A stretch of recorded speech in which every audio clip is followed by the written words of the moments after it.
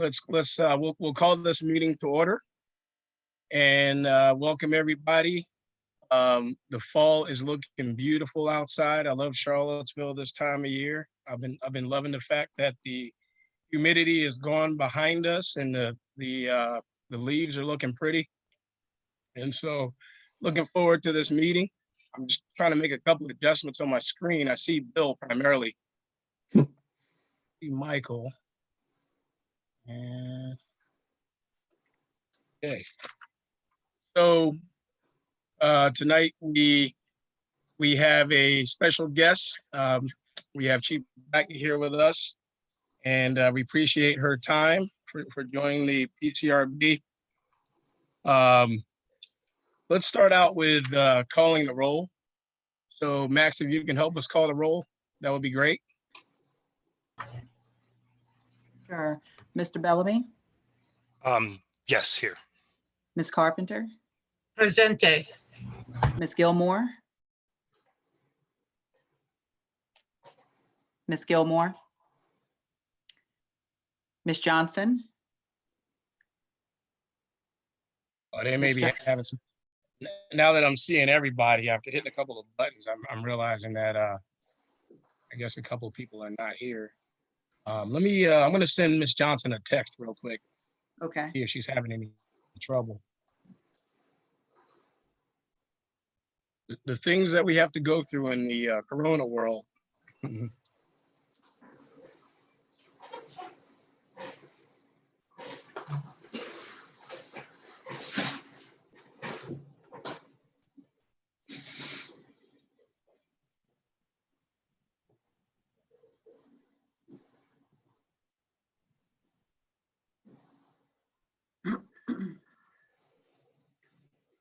All right. Did everybody get a chance to go outside today for a little bit and take in some fresh air? Yes. Don't all answer at once. Sure. I was trying to figure out earlier if I could have this meeting outside, but it'll probably get too dark on me. So I just sent Ms. Johnson a text, and she may be having some difficulties, but hopefully she pops up any minute. Did we get through the roll just now? I mean, I think just Ms. Johnson and Ms. Gilmore are not present at the moment.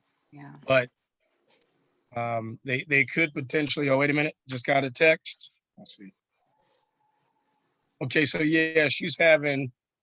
Ms. Johnson is having some computer issues, and she's going to opt to call in by phone. So it might take her a couple of minutes.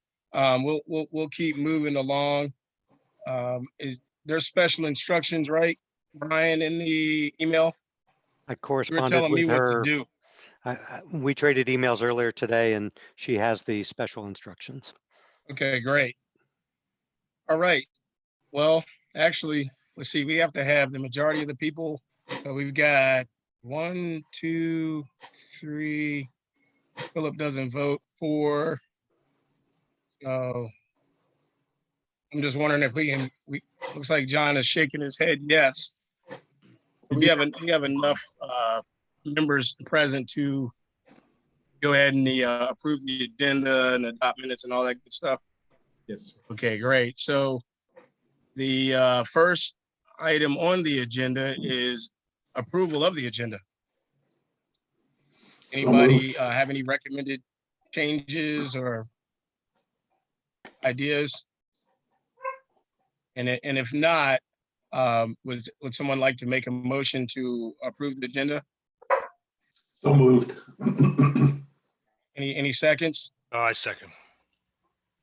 Okay. See, Max, can you call the vote on that? Sure. Mr. Bellamy? Yes. Ms. Carpenter? Yes. Mr. Mendez? Yes. And Mr. Watson? Yes. Okay, so the agenda is approved. And next item on the agenda is to adopt the minutes from the prior meeting. Thank you, Bill, for putting those together. So are there any questions or changes recommended for the minutes from the prior meeting? Is there a motion to approve the minutes? Motion to approve the minutes. Got any seconds? Oh, just a noise. I don't know if Johnson popped up or not.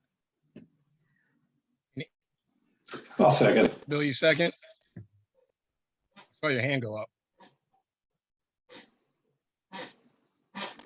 Okay. Okay, great. And I do So- want to apologize. Do you want me to go ahead and call the vote? Yes, ma'am. Okay, and I want to Yes, ma'am. apologize to Mr. Brown. Ran in and jumped on my laptop, and so sorry about that. So, Mr. Brown, Yes. Ms. Carpenter, Yes. Mr. Mendez, Yes. and Mr. Watson. Yes. All right, so next item on the agenda is, or are announcements. So we got a couple of changes in the CRB/City of Charlottesville world. One is Stuart Evans has resigned from the board. And Stuart, we really appreciate all the time and hard work you put in. I definitely learned a lot while I was working with you. And I know that if you're out there listening, you know, we know that we can come to you for any reach back if necessary as we're moving along. So thank you for your service. Also, in the last couple of weeks, the city manager has resigned, and you know, it's really sad to see him go. I've really enjoyed working with Dr. Richardson. I think he's truly a class act, just very talented. And one of the things I always liked is if I ever called him up, you know, he answered the phone, he would always listen. And I really wish him good luck in all his future endeavors. And does anybody have any additional announcements they would like to bring forward? No additional announcements. Okay, my dog is, of course, taking the time to make some announcements in the background, so I apologize about that. Okay, so without further ado, you know, we do have a lot to pack in within a 2-hour window, and so we'll move into our session where Chief Brackney will present, give us some information about internal affairs. We all know that policing is something that the entire country is looking into, and a lot of us, you know, kind of want to know what goes on behind the scenes. You know, what is internal affairs, right? It's a word many of us have heard. We've seen it on TV shows, and so she's going to sort of give us some background for how the Charlottesville PD manages the internal affairs department. Brackney? So thank you for having me, and thank you, Chair Watson, for reaching out last month and asking that I would meet with the board to just give them some information, particularly because internal affairs is really going to be part and parcel of the work that you will do. As the code says, that if anyone wants to review one of their complaints or have you do that, this will become and fall under the work that you will be required to do.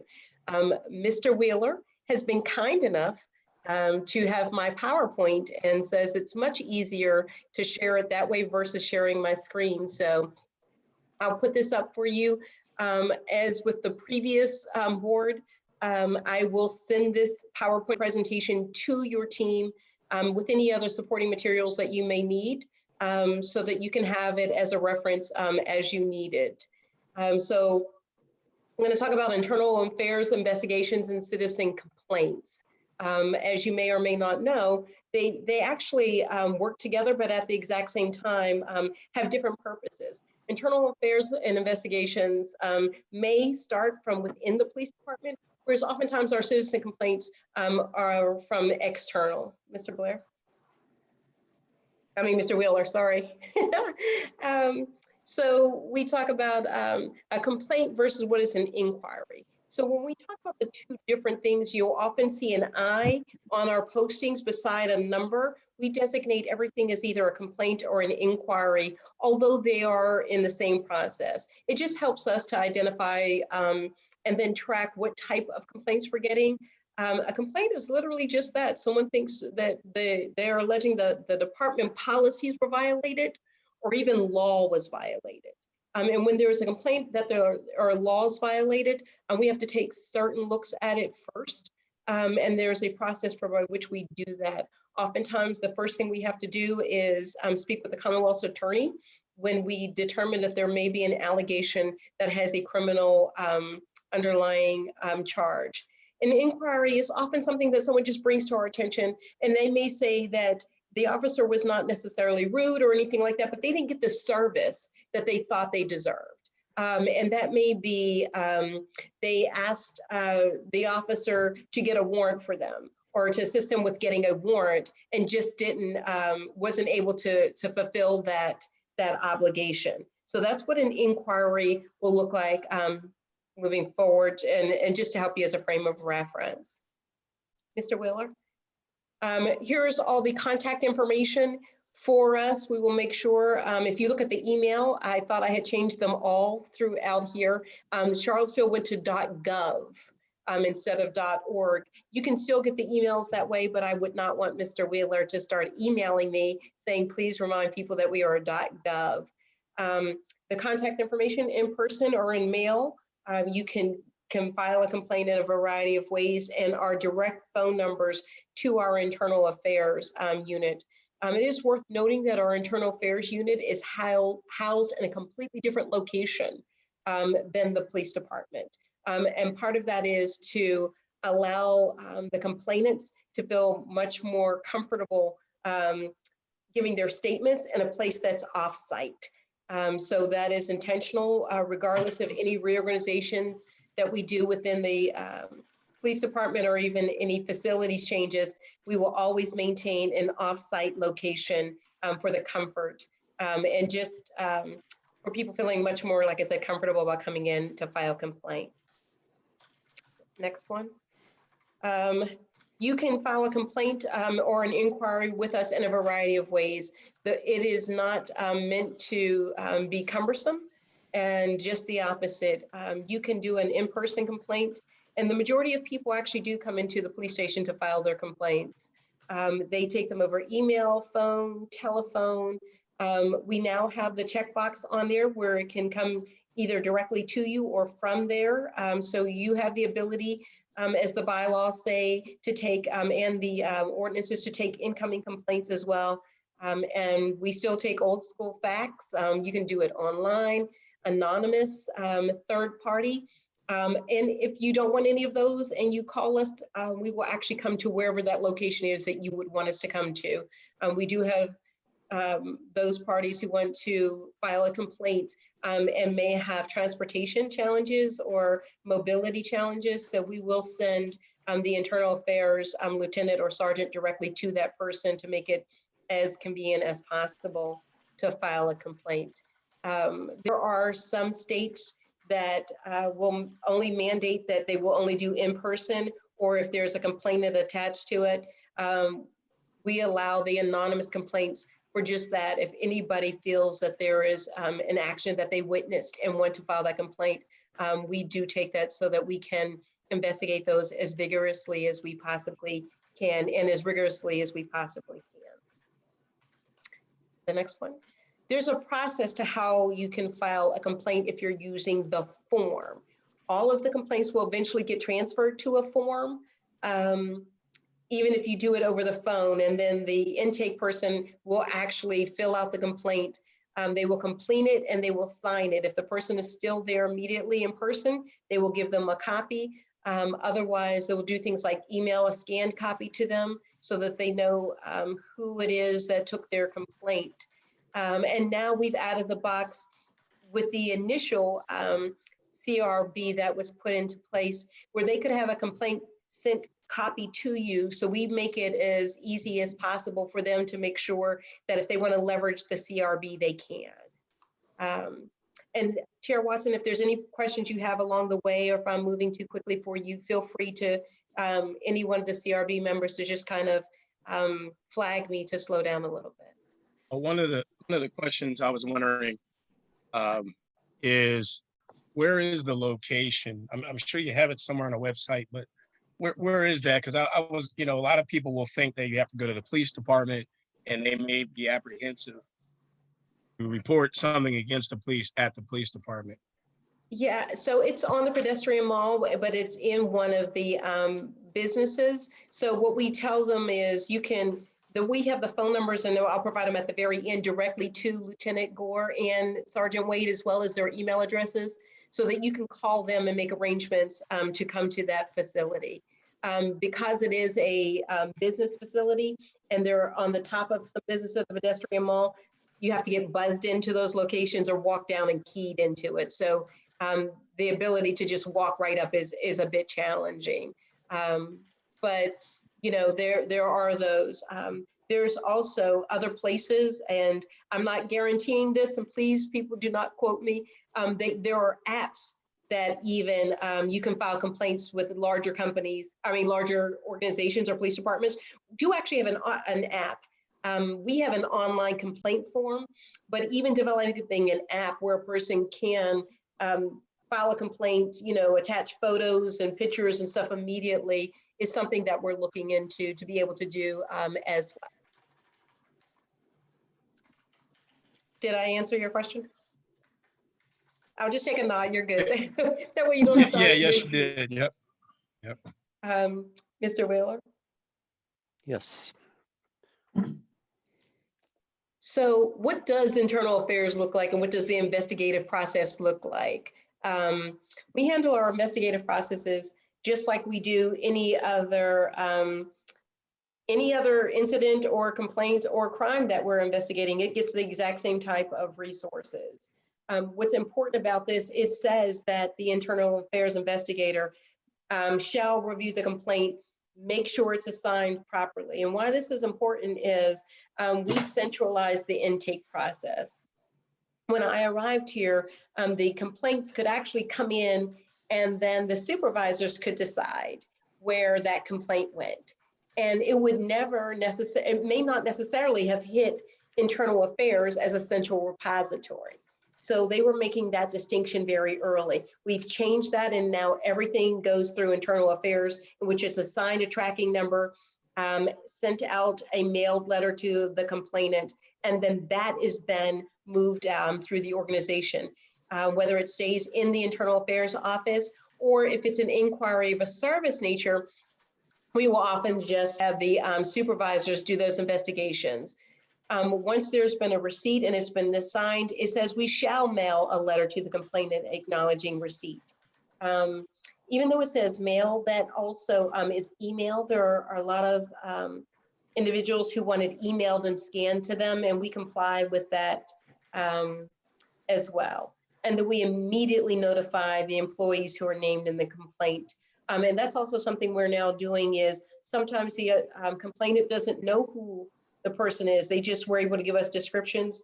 We actually put that in the letter, that here's the person that you are filing the complaint against based on our information. So they have that up front in case they ever lose any of the information, who the officer is involved in the complaint, in the complaining process. So we have really tightened up that tracking over the few years, and it is very systematic at this point of how it is intake, tracked, and now disseminated to complainants. Mr. Wheeler? Yep. So the initial investigative process, there's often some confusion where individuals think that we have to be complete within 30 days of any of our investigations. And then what also triggers some timelines, our internal affairs policy is posted on our website. So we encourage anyone to look on that. But it says investigators have 45 days to complete the investigation. That's the mark we hit or try to hit every single time. Some of these can be much more complicated, and they may have be court related as well, so that if there is a dual investigation and where there may be criminal allegations, oftentimes we will have to pause the administrative investigation because it cannot proceed or supersede the criminal or potential criminal allegations. Anytime there is an extension requested, that extension has to come now directly to me. This has been important, and it was really something that one of the community persons advocated for, that in previous years, when I did an audit and it had arrived here, there was no tracking, there was no intake timelines. No one knew when things were coming back out of internal affairs. And actually, when I did the audit, I realized that in 2 years, there had not been a single complaint that had come out of the internal affairs office completed. It had come out of the operations or investigations if they were the ones given the complaint, but the actual formal internal affairs office said it had not occurred. Now they must email me directly. They have to notify me in writing that they're requesting a continuation of the investigation. And then it'll give you a sample, Mr. Wheeler, if you want to go on to the next one. They must clearly tell me exactly why they're requesting that. And it says when they think over those 30 days, when they're asking for that extension, that they will be complete, that information will be complete.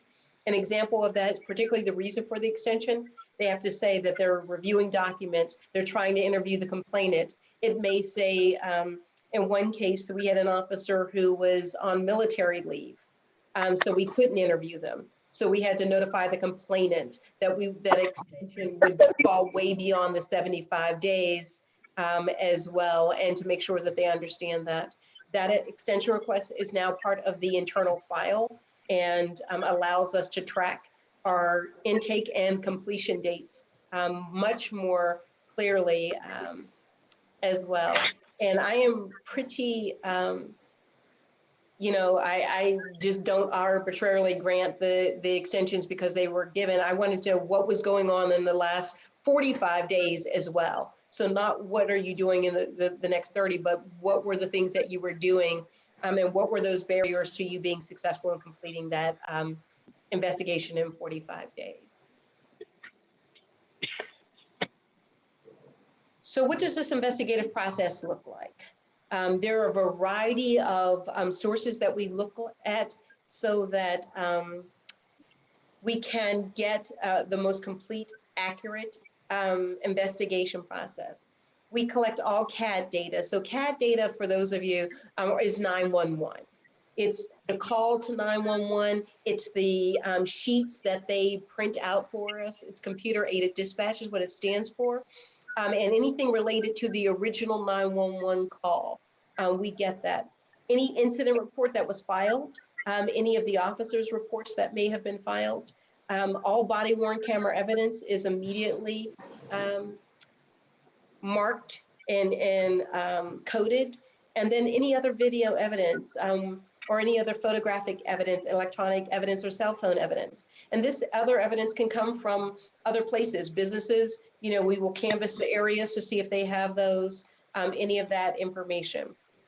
We then interview the complainant and the complainant's witnesses. We want to make sure that we have all of the information first before we ever bring in the officer, so we know the questions that need to be asked.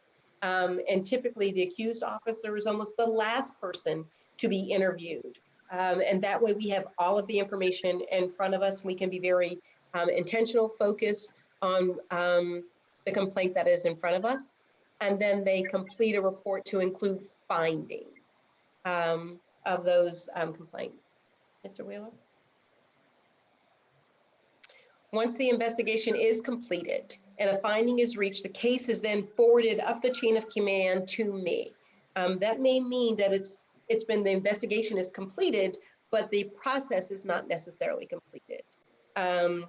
Because in between that time when they send it to me and when I send it back over to that final review and approval, there's often, if there's recommendations, and we'll talk about that later, of discipline or something to the officer, those things have to be completed, or at least the letter saying that this is the date that they're going to complete it. We add it to the files as well, and then send that entire file over to internal affairs to make sure that they keep the complete file, as well as they then do all of the notifications. This is also a change in our policies and processes.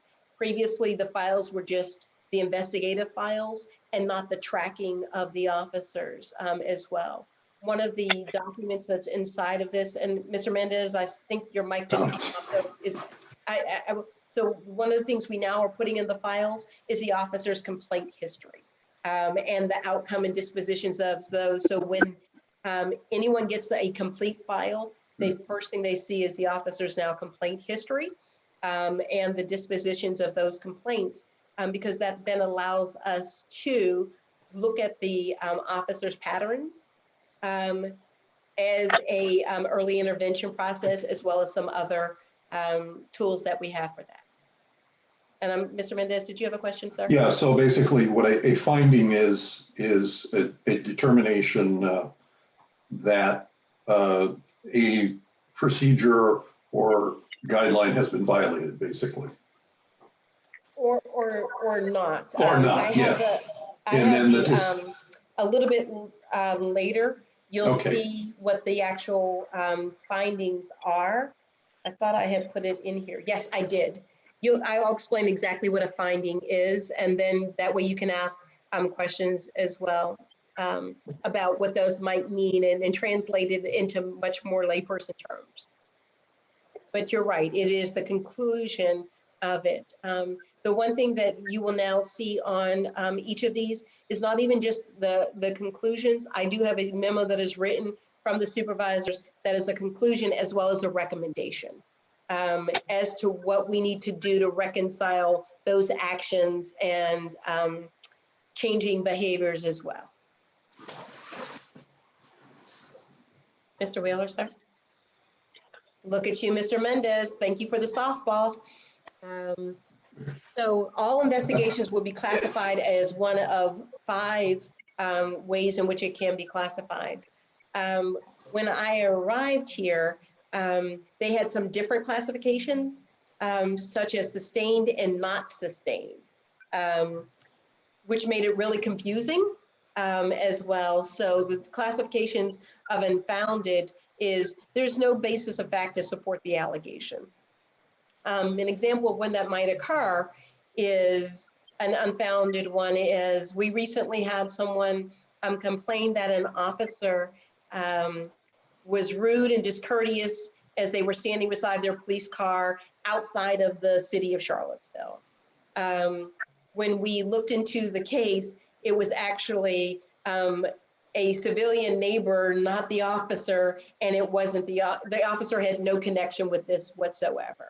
So it was a misidentification of an individual, and because they saw the police car, they assumed that that person was a Charlottesville police officer. So something like that would be unfounded. There's nothing that did not occur. There's no basis. Exonerated says, you know what? You said the officer definitely pulled you over in a vehicle, and you said they had no reason to pull you over. When we do the checking and the body worn cameras and things of that nature, or the motor vehicle mounted cameras, we'll see that yes, you know, that maybe the taillights were out, there was no plate on the vehicle. They did pull you over. They did what you said they did, but it was actually in accordance with policy and laws and things like that. Not resolved.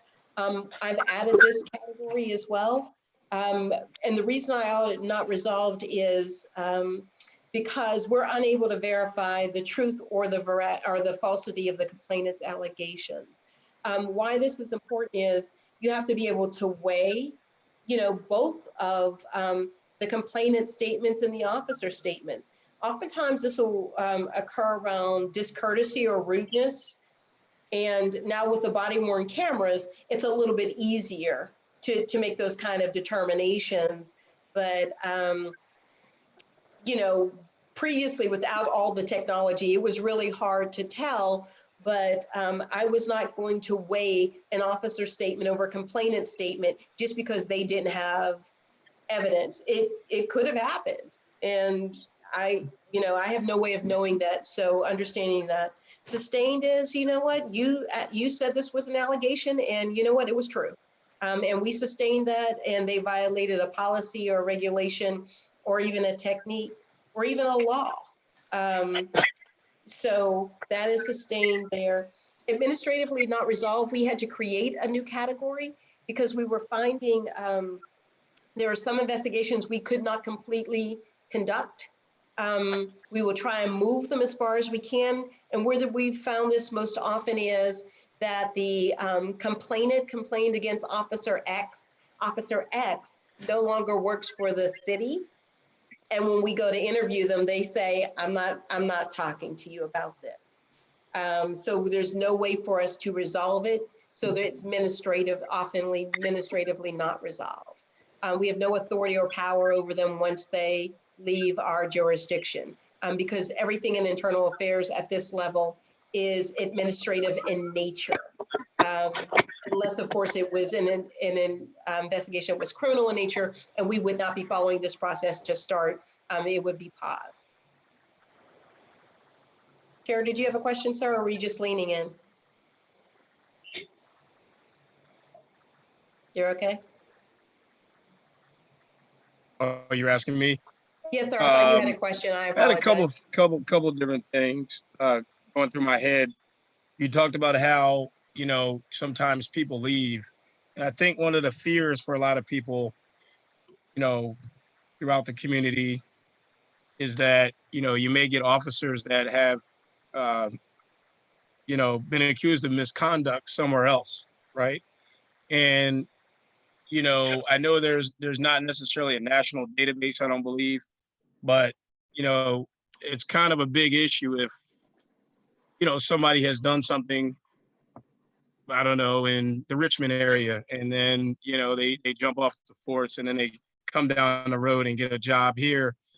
And maybe this is an HR question. Do you guys have the ability to look at some of these past performance type things, unresolved misconduct tied back to somebody?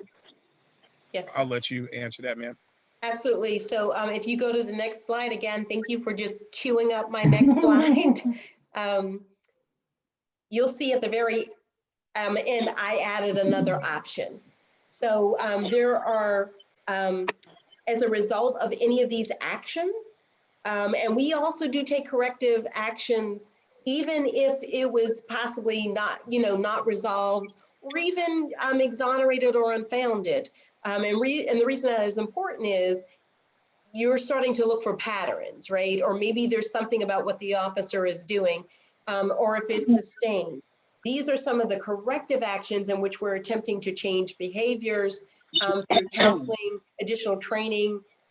You'll hear employee improvement plans or performance improvement plans in which we commit the officer to saying and acknowledging that these are the agreed upon areas of deficiency, and these are the support systems we are going to put in place to help you. And then at the end of that is, if you meet those targets, then, that's additional training. And if you don't meet those targets, there's more progressive options to include any of the other ones as well. It could be a combination.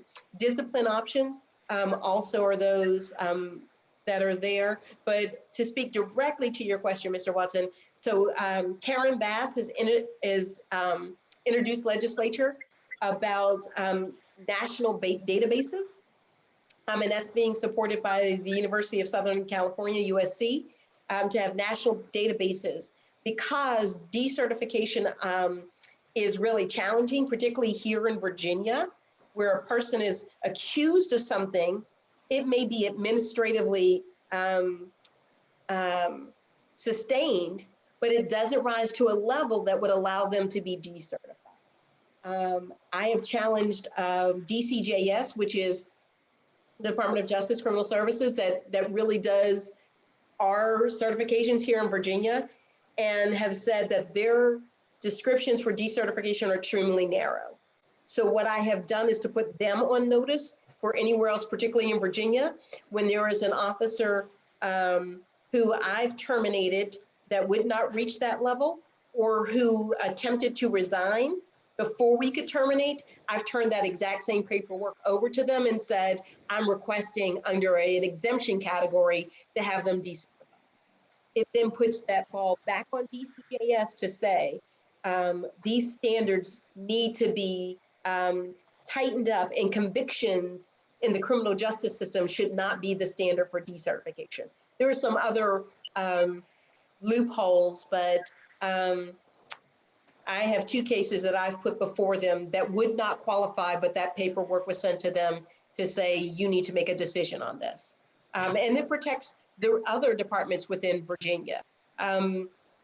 When an officer, when we go to look at an officer, we ask that they release all of their records or allow us authorization. We send someone there to not only just look at their history records, we ask for their internal affairs records as well, and to look through all the cases.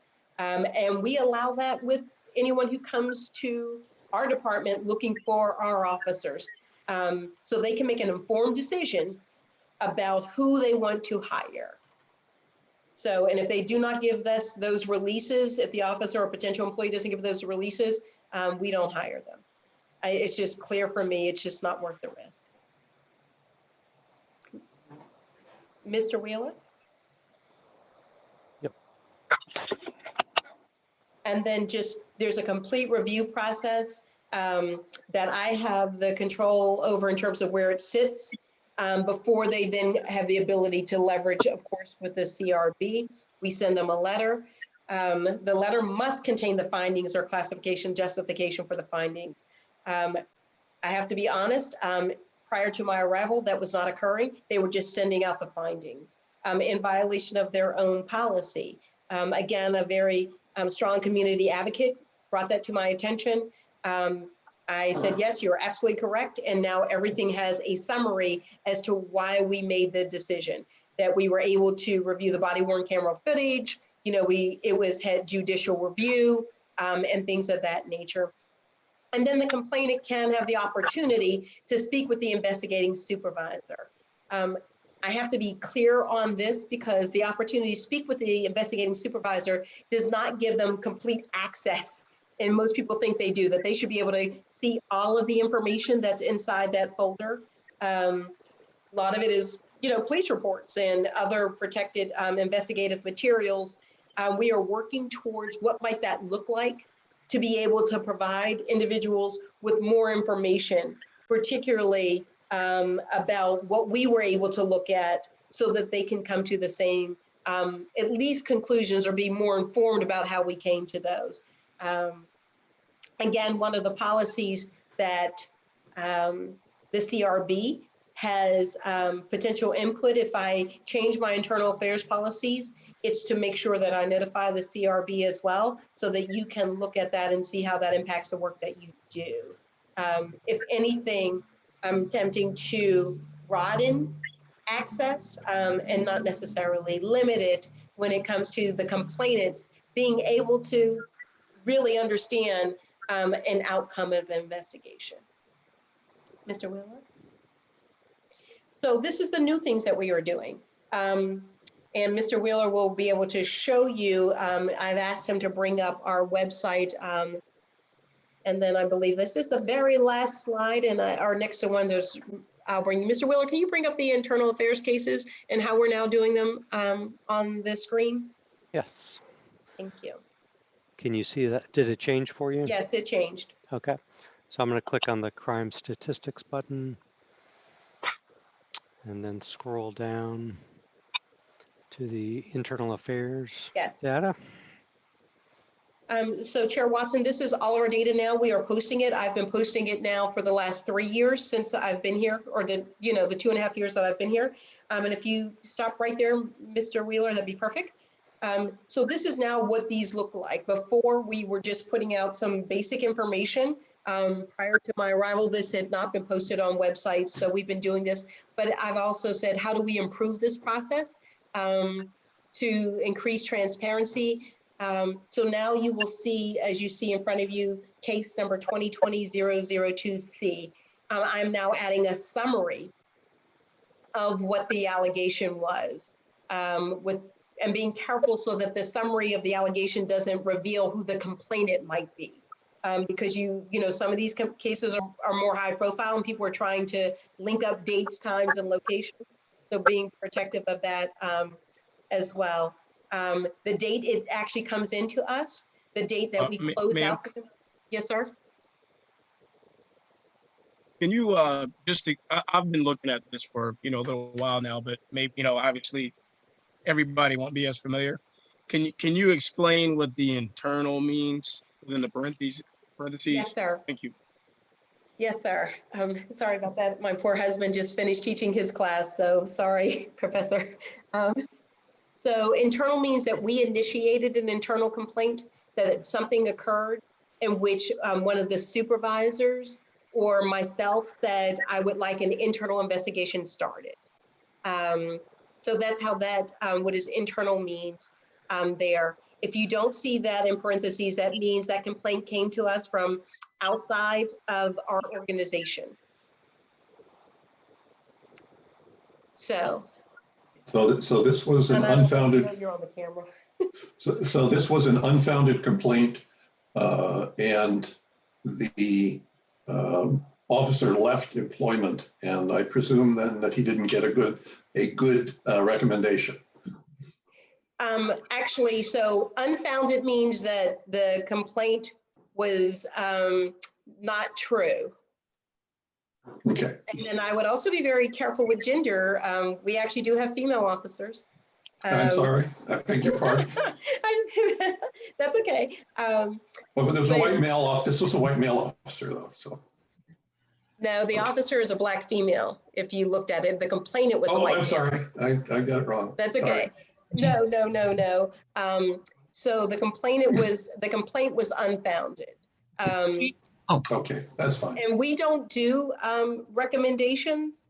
That's not what we do. HR takes care of any of those things. But we still went through with the determination. Even though the person left employment prior to determination, we were able to get to the point of still finishing out the investigation. Oftentimes, you see the administratively not resolved, when we get to that point, it's because the person no longer is cooperating, or we just can't get to a final determination. And then it looks like it says Miss Nancy Carpenter has a question. Yeah, may I ask it? Is it time? I really want to know, since you've been here, Chief, how many officers have you actually placed in a performance improvement plan? So, yes. Thank you. Yes. So, Ms. Carpenter, that's a really interesting question. They didn't have performance improvement plans before I arrived. I know of two specifically that we have developed, and we are currently developing one for a third officer. And an performance improvement plan can even include going back to something, even putting them back in field training, so that there's a block of the field training that we think that they could be improved by. And that means partnering them with a field training officer who typically has the rank of corporal as well. So it has to be that corporals are hired to do our field training. Hey, Chief, can you hear me? Yes, sir. So I was looking at the data, and you explained to me the other day how you're reporting the race of the complainant and the race of the officer.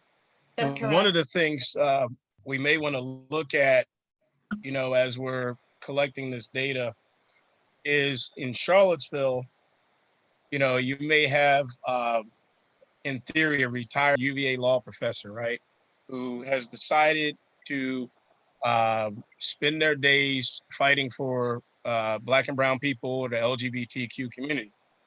And they may be going out and filing these on behalf of somebody who's Black and brown.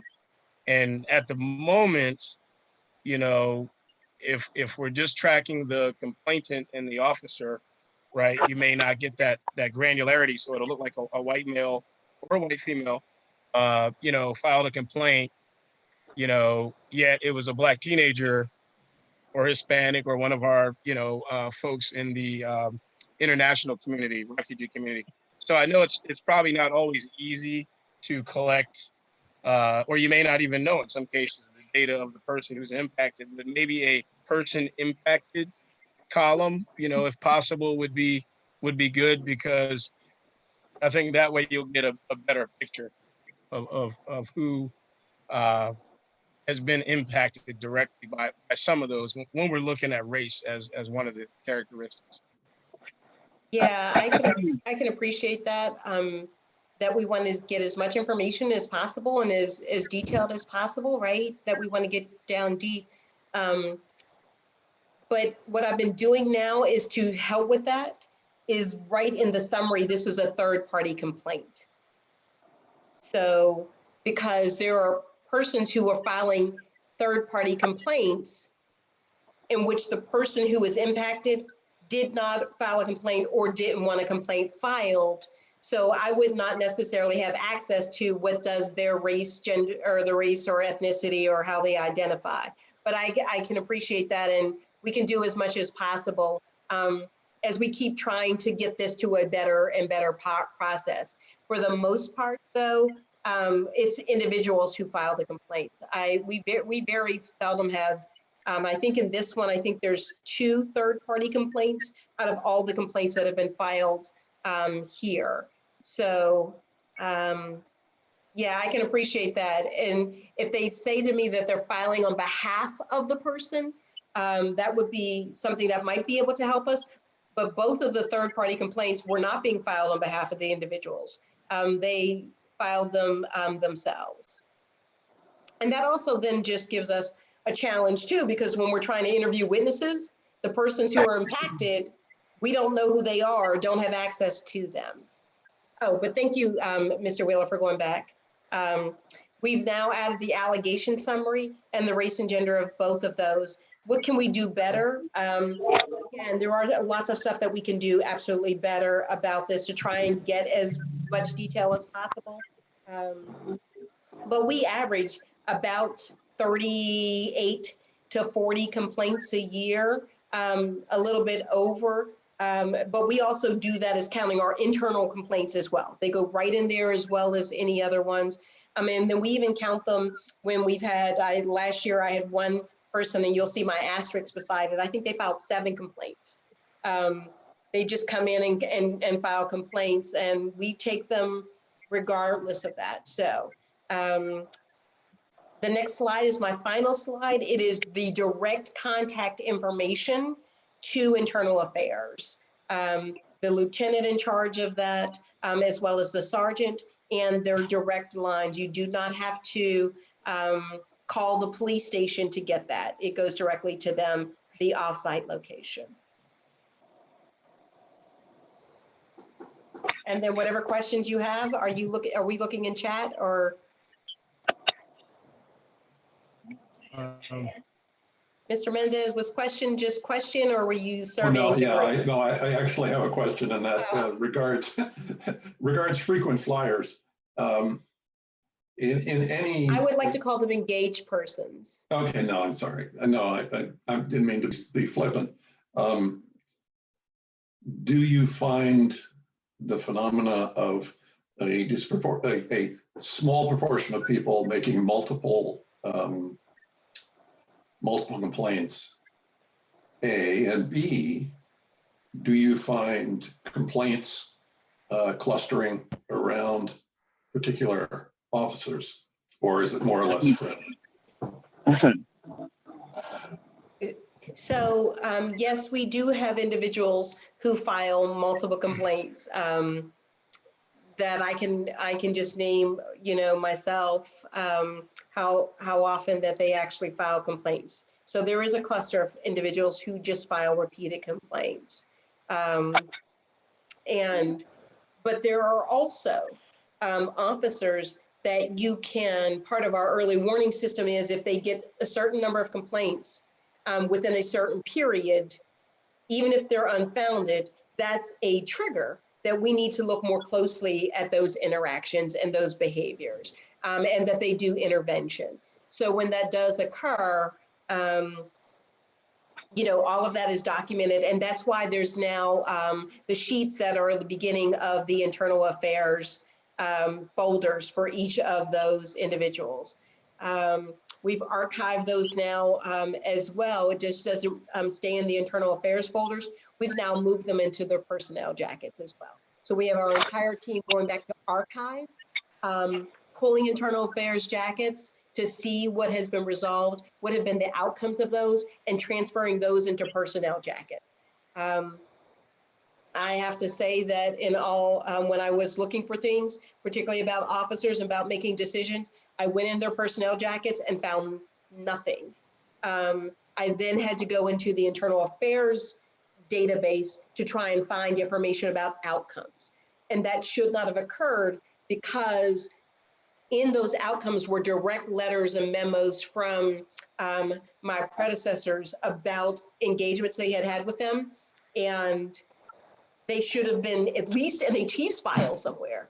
Yes. Nothing. So we are now archiving those and actually using our interns who are interested in criminal justice to see how this whole investigative process goes, and then how you can then track these cases throughout.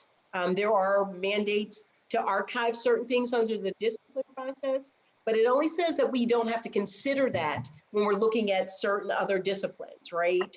In that time frame. That doesn't necessarily mean that we don't consider it altogether. It's just coupled with that discipline. Yeah, thanks. You're welcome.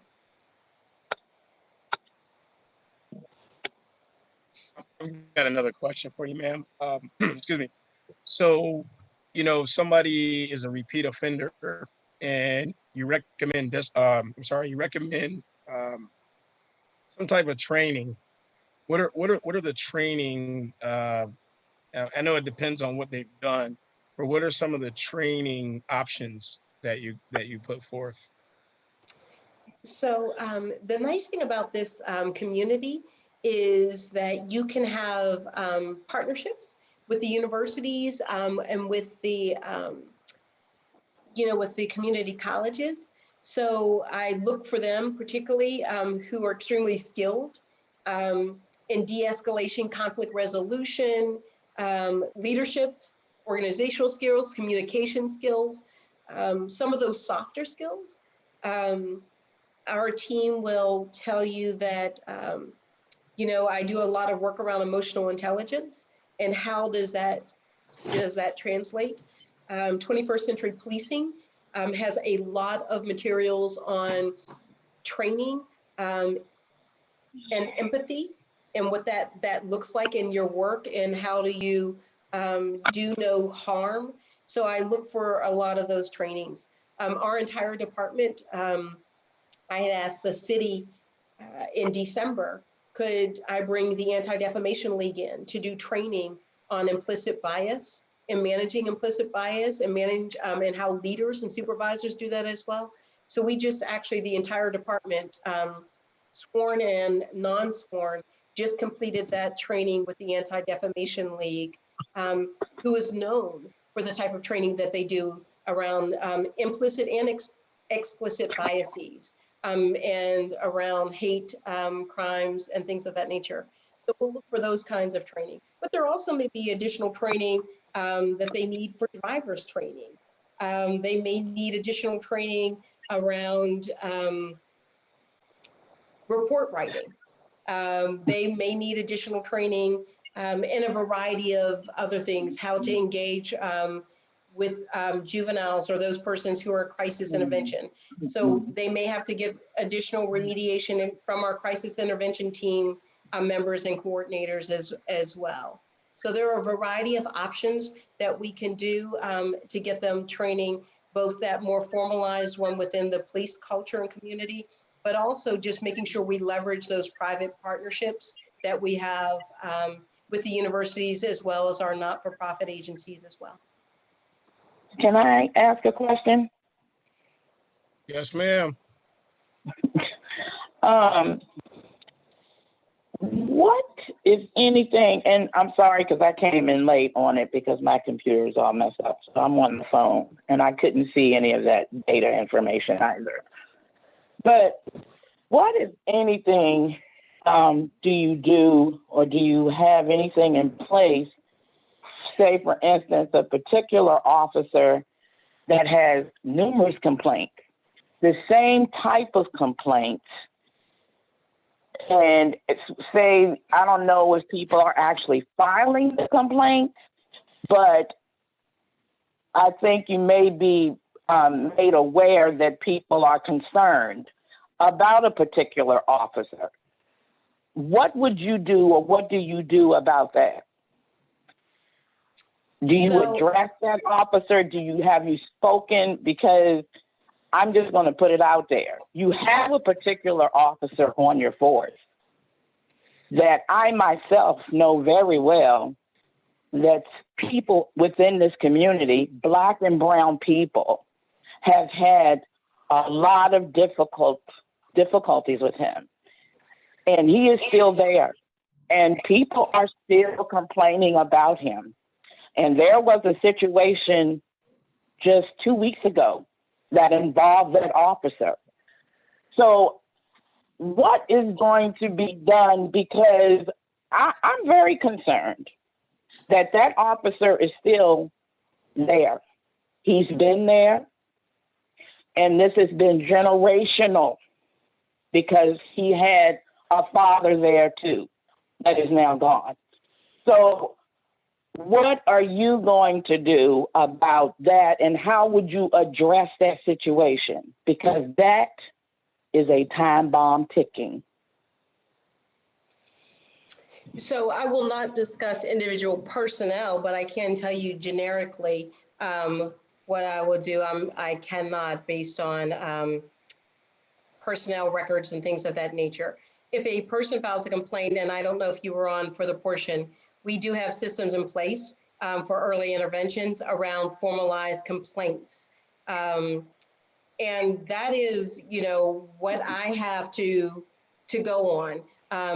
If someone says, well, we heard about this, or there was a rumor, I have to have authority and jurisdiction to investigate that, just like I would any other individual who in their workspace, someone made a complaint about. So when there's any person's jacket, again, I said, that's now what we have, an entire letter of any of the officers' histories, as well as the outcomes of those complaints, as well as corrective measures that have been implemented or put into place for that officer within the organization. If there is a pattern around certain behaviors, again, there's also a discipline matrix that is posted on our website that says, these are the things that I can do around the officer's behaviors. That if it gets to the points of rudeness and discourtesy, is those kinds of groupings, up to what happens if the officer lies and we determine they lie. So we do have an early intervention system that allows us to do that. And those are the measures that are put in place. Okay. Any investigation that has become before me, and which there is a sustained complaint, and you couldn't see the slide, there are all the options, and I leverage my options to the fullest capacity that I can. I don't know how many of the officers have been terminated or disciplined, or their complaints sustained at the level that we've been sustaining them since my arrival. I cannot speak to anybody else's, but I take the complaints extremely seriously. But Okay. it must come in as a complaint. It really must come in as a complaint. I understand it has to come in as a complaint. But we have a problem in getting people to trust you enough, or to trust the police department enough to file the complaint. And so then that's when you would leverage the CRB. That's the problem that we have. We just got to try to figure out a way that we need to build trust, so that they can start filing the complaint. Yes, ma'am. Because and that's why the you can have CRB all of the intervention. You can have all the intervention that you want, and all of this stuff through UVA that you want. But if it's in that officer's heart that he or she has a bias towards a certain group of people, that's not going to, that training is not going to do jack, because that's in that person's heart. That's how that person was either raised, or taught to feel.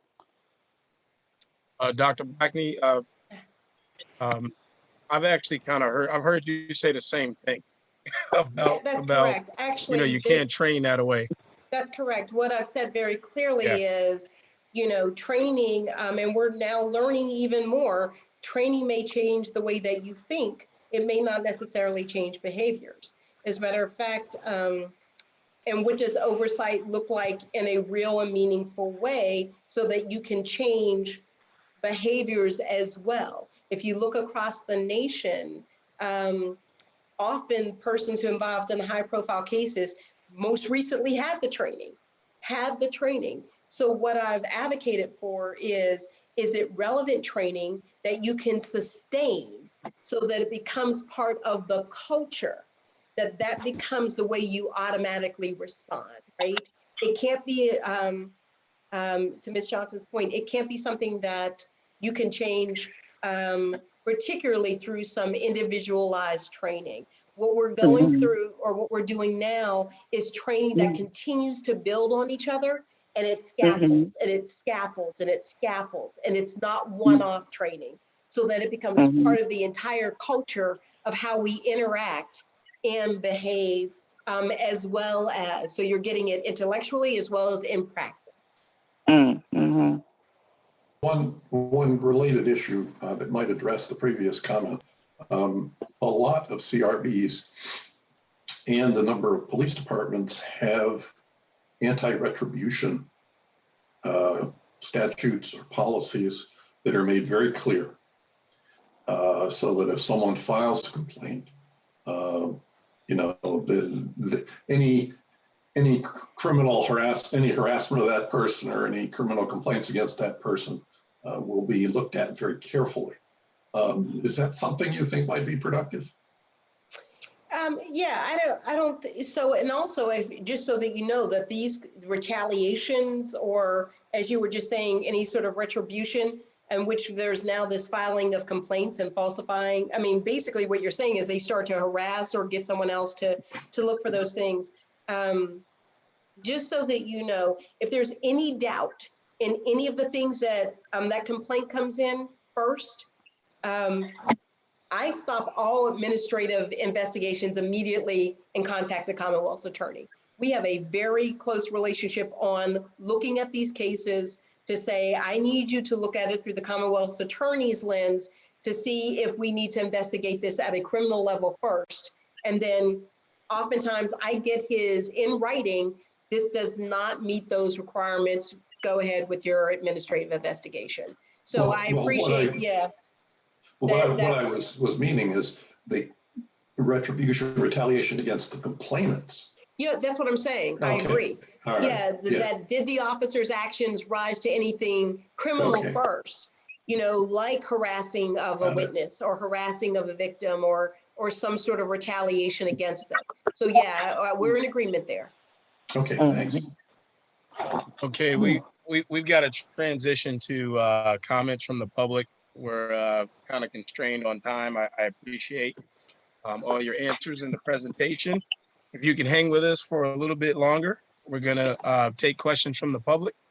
Brian, are there people waiting to ask questions? Well, let's find out. You have 11 people in the audience. If you'd like to raise your hand to get in line, click the raise hand icon in the Zoom webinar. If you're watching us via Facebook or Twitter, you can join us by registering at charlottesville.gov/Zoom. And if you participate in the Zoom webinar, that's how you can address the board.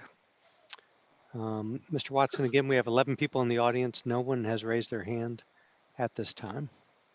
Okay. I've got a couple questions, ma'am. So I got a couple for you. So, I've been in Charlottesville a long time. I love Charlottesville. I absolutely do. The only reason I'm part of this is because I want to make Charlottesville better, right? I want people to have just positive experiences in this town. Looking at your force, right? You don't have a very diverse population, right?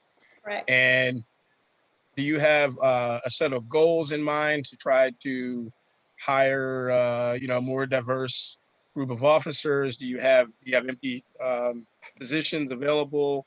You know, there aren't any Black females at all on the force. You know, I personally, I know I'm asking this. No, besides yourself, man, besides yourself, there's one at the top, but you know, I mean, I personally would pay to send a child from CHS to Piedmont to do the criminal justice program if they could get a job, you know, guaranteed on your force. And you know, I kind of think we have a lot of, said this in the beginning, a lot of talented kids in this community. And you know, if we can begin to dig in and cultivate the talent that's right here, and you know, like you said, we've got great educational resources. We got Piedmont, we got UVA, and I would love to work with you all or anybody who's willing to begin to try to, you know, identify the talent in the middle school and the high school and begin to provide opportunities. And I think that's one of the keys across the country is, you know, giving people opportunities to work in the neighborhoods. And so, you know, when you have a, you know, not a highly diverse staff, I think there's a way we can change that.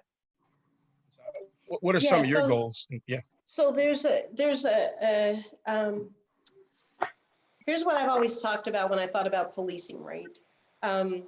Across the nation, it's about 70% white male out of the 800,000 individual officers in the more than 18,000 policing communities. Black females make up at about 3% of that. It's a very low number. And what does diversity look like? I can just tell you that I am very interested in a diverse, multi-ethnic police department who's invested in the community and from the community. It works. It works. I know we have some challenges around hiring, and one of those challenges are, the first is, you know, so in Pittsburgh I came from, there was residency requirements for years. You could not get on the police department unless you lived in the city, or a city employee unless you lived in the city.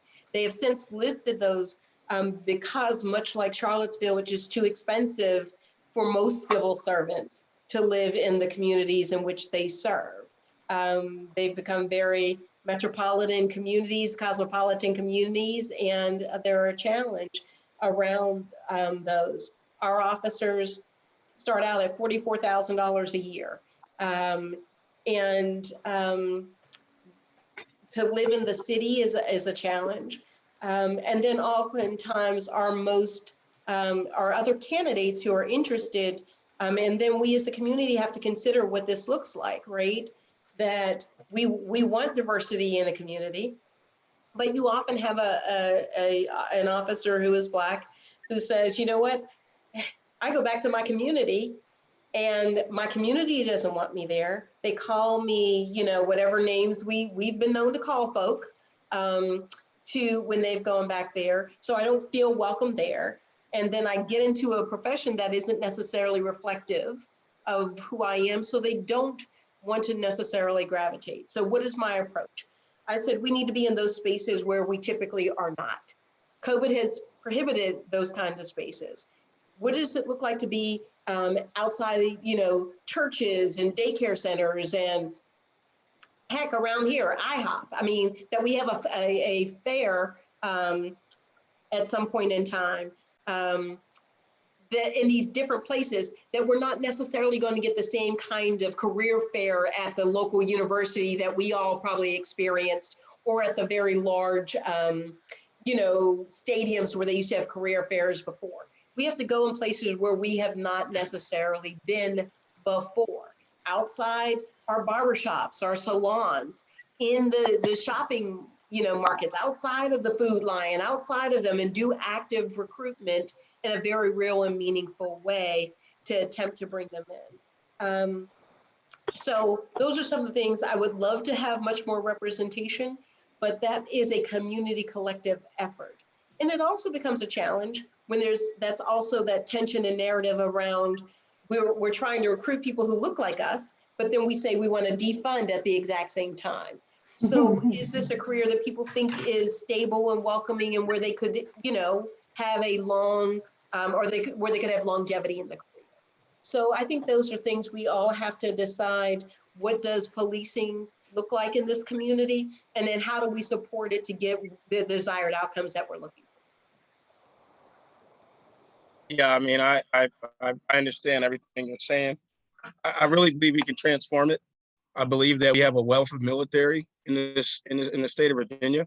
We have a lot of military retirees who have the GI Bill, who can afford a home in Charlottesville, because they're starting out with a guaranteed check. Now I don't know how many retired military 40-year-olds go into policing, right, as a career, but we do have a wealth of military bases. I've worked in that arena for a long time. It's very diverse. We've got a wealth of HBCUs in the state of Virginia. And, I really think, and I'd be willing to help. I'll go shake hands. Well, pre-COVID, Well, I'd shake hands. You'll do this, but you're Yeah, right. I'll do that. Give 'em the And, pound. and Yeah. as a point, we're expanding our CSO program.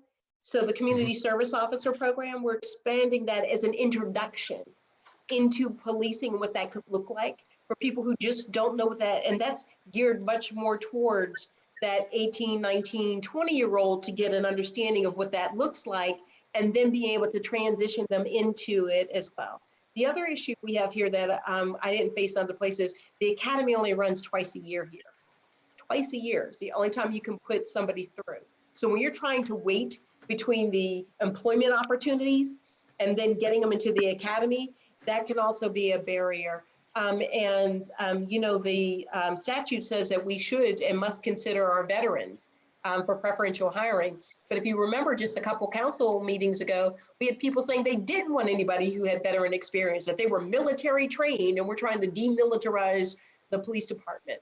So again, we're going to have to come to a balanced understanding of what this community wants and expects from its policing personnel. But as a family who comes from a lot of veterans, I absolutely appreciate the work and the commitment and sacrifice that they've done and when they've served their country.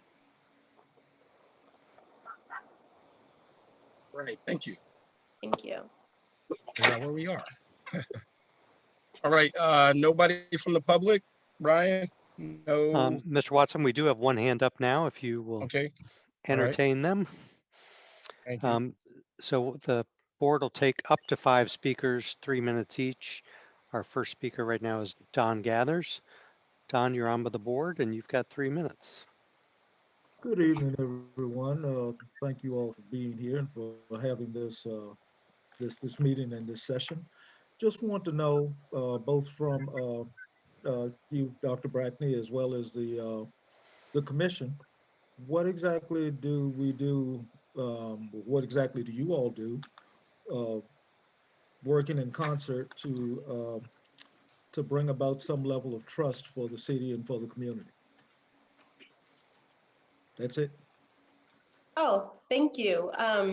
So thank you for that question. And I hope I don't spill the beans early here, but actually Mr. Watson and I have had several phone calls about how we do that and how we build trust and how we can support each other in their roles.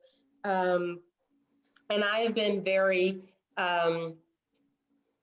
solicitous in asking for their expertise and how we could be a better, always moving towards a better version of ourselves. So even just one of the things that I just recently asked is if Mr. Watson and Mr. Brown, is it okay if I talk about what I've asked of the two of you? I'm fine I just with don't want it. to do that without your permission. Yeah, I'm fine with it. Mr. Brown, is that all right? Did he say yes to? Yeah, that was me. Yeah. Yes, ma'am. Okay, thank you. So Mr. Gathers, we've been looking for and interviewing a Fourth Amendment analyst, which was really an important part of the discussions of the initial CRB and how that might form or shape and inform an executive director position and other persons who might be supportive of the CRB. We've gone through 2 rounds of candidates and which I brought in public defender's office, the city attorney's office, the Commonwealth's attorney's office, some of our staff, and a local activist who is also an attorney to sit on those boards and processes to narrow it down to 3 candidates for our Fourth Amendment analyst. We all agree unanimously on the 3 candidates that were to be considered. And then I asked if Mr. Watson and Mr. Brown, who have been affected by these investigative detentions, Black men, and as we talk about these disproportionate minority contacts and what these reports say, would they please be interested in also being part of that next step of interviews to make sure that we have the right candidate, but also too, so they can have input in and see exactly how these processes are going, so that we can build trust with each other, but also for the community, that they can say, this is the steps they took. Here's the process that they're using, and we support the process and the candidates as being the process that that is best for the entire city of Charlottesville. So that's one of the efforts that we've done, as well as develop a relationship where I can call Mr. Watson and Chair Watson or email him immediately and say, these are the things that I'm up against, and can I get your opinion and support on that?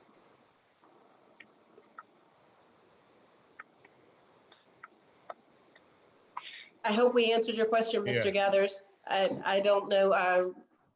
His Don microphone or is cut off right Chair now. Watson wants, or I don't know if Chair Watson wanted to add. Yeah, I anything to mean, that. you kind of said it all.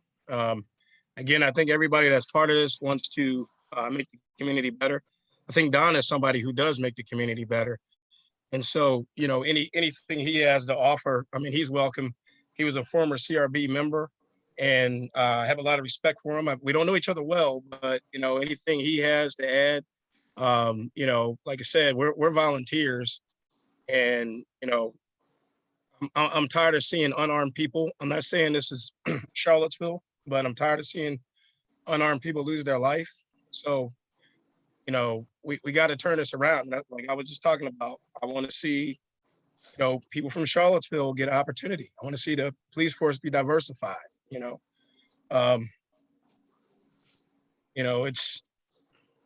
It's just tired of business as usual. So I think the chief has been, working with us, and we got a ways to go. We've only been around for 90 days, maybe a little bit longer than that, but we got to start somewhere. Like I said about recruiting, we got to start. If it's 3% Black females, let's be 10% in 2 years. We just set a goal, and if we make it, hopefully we do, and if we don't, we try something different. Can I add something? Yes, sir. Chair? And then, Yep. I mean, also I'm obviously in the process of pulling together structure for how we go about, ferreting out the complaints that the community brings together or to us. And I believe that there's also some board members that are looking at some community engagement to try and bridge that gap as well. I don't know if that's been mentioned at all, but those are, just kind of some of the preliminary things that we're looking at doing at this point.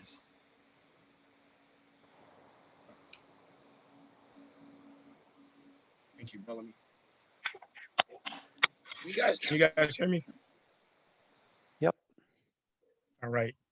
Okay. So thank- So are there any more questions from the public? Is that nobody else? No other hands at this time. Okay. Thank you. All right. Well, thank you, Chief Brackney, for joining us tonight Thank and you. sharing information. Thank you. And I think one thing, I don't want to brush over Ms. Johnson's question about a repeated officer, generational. I think those are the things that, I didn't grow up in Charlottesville, but I've been here about 26 years. And those are the things that hurt my heart. And I think, respectively, professionally, if I don't want this, just have this conversation and everybody walks away and goes home. I mean, if there's historical things that have happened to people over and over, and there's fact and there's way to, figure out how we can correct that, that's what I'm here for. I just have Zoom meetings. So, I really take that seriously. So, beyond this meeting, I'm hoping that we can look into those types of things. Anyway, I really, again, appreciate your time and thanks for coming.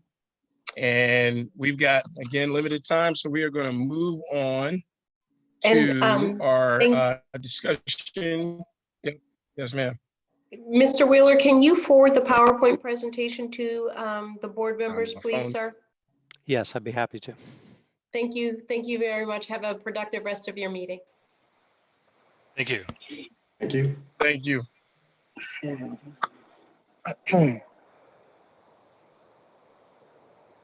You guys hear me?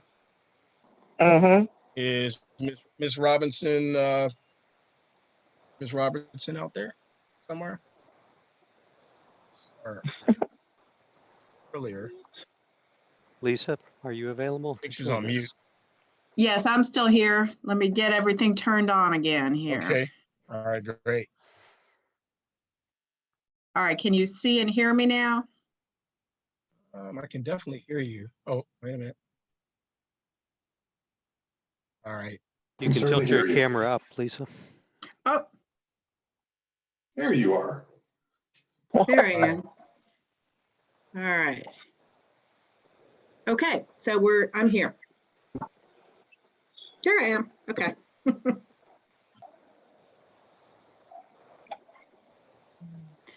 All right, Mr. Watson, do you want to talk a little bit about, sort of the work that you've been doing and sort of let everybody know what you've asked me to talk about? You know what? I was gonna kind of, Mr. Brown, can you kind of give a little bit of an introduction, to the process that we're working on right now to be able to conduct a hearing? Sure.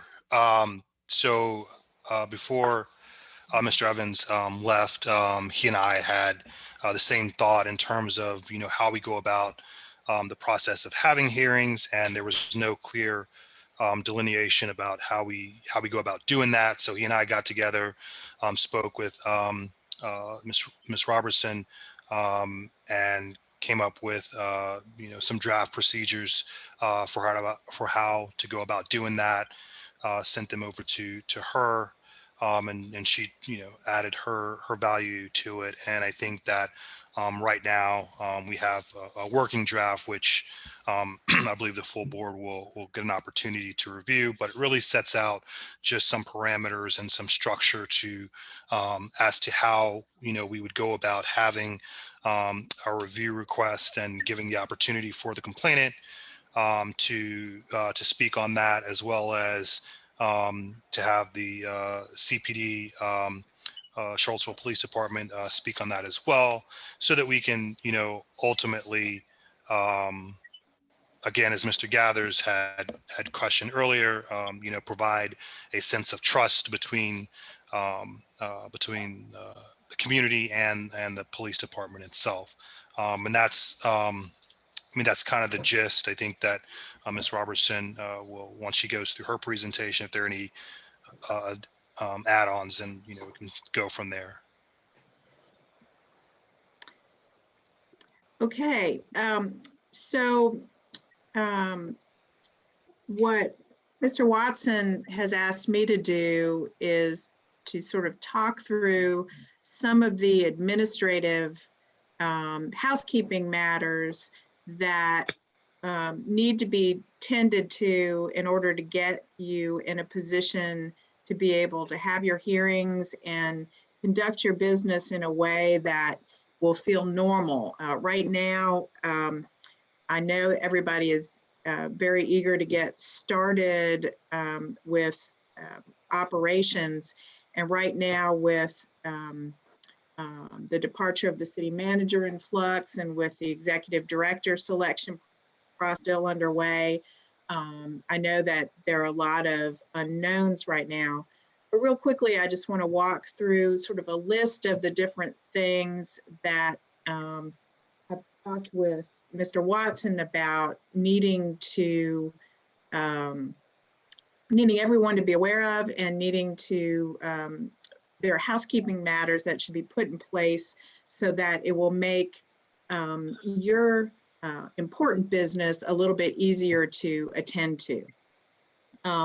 Right now, what I would like everyone to know is that as you get started, in the absence of an executive director, while you're in that selection process, the city manager or the acting city manager, Mr. Blair, will perform some of the routine roles that an executive director would normally perform. As you know, under the ordinance, the executive director will report to the city manager. So that is a natural substitution for the time being, and processes and procedures that are at least initially put in place should be easily adaptable once you have an executive director.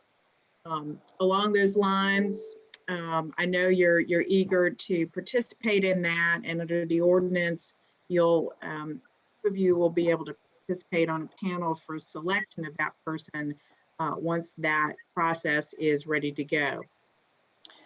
One of the options provided in the ordinance is for you to engage outside legal counsel, and I understand that there may be an RFP out for that as well.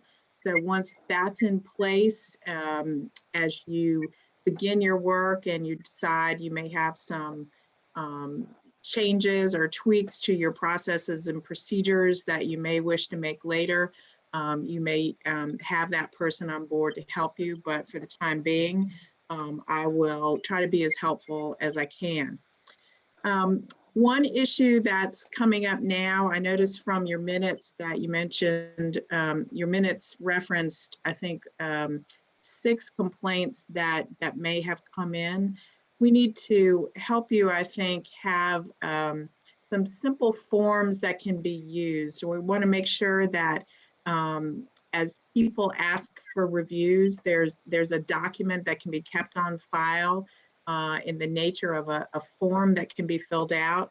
But we want to make that as simple a form as possible, and want to work with you to accommodate all the different formats that you'd be willing to accept that in. As those requests come in, whether they're complaints submitted directly to you or requests by people that you review an internal affairs investigation, we also want to make sure that there's a tracking, maybe some sort of a log, and you all may already be doing this, so forgive me if you are, but I know that the last week or so, as I've tried to work with Mr. Watson to answer some questions, it would be helpful to have a log of complaints, whether they've come in through you or whether they're reviews of the police department, timelines noted, whether there's a 75-day deadline, whether that's been met or not. If not, has the executive director or in this case, the acting city manager had a conference with the police chief. So just a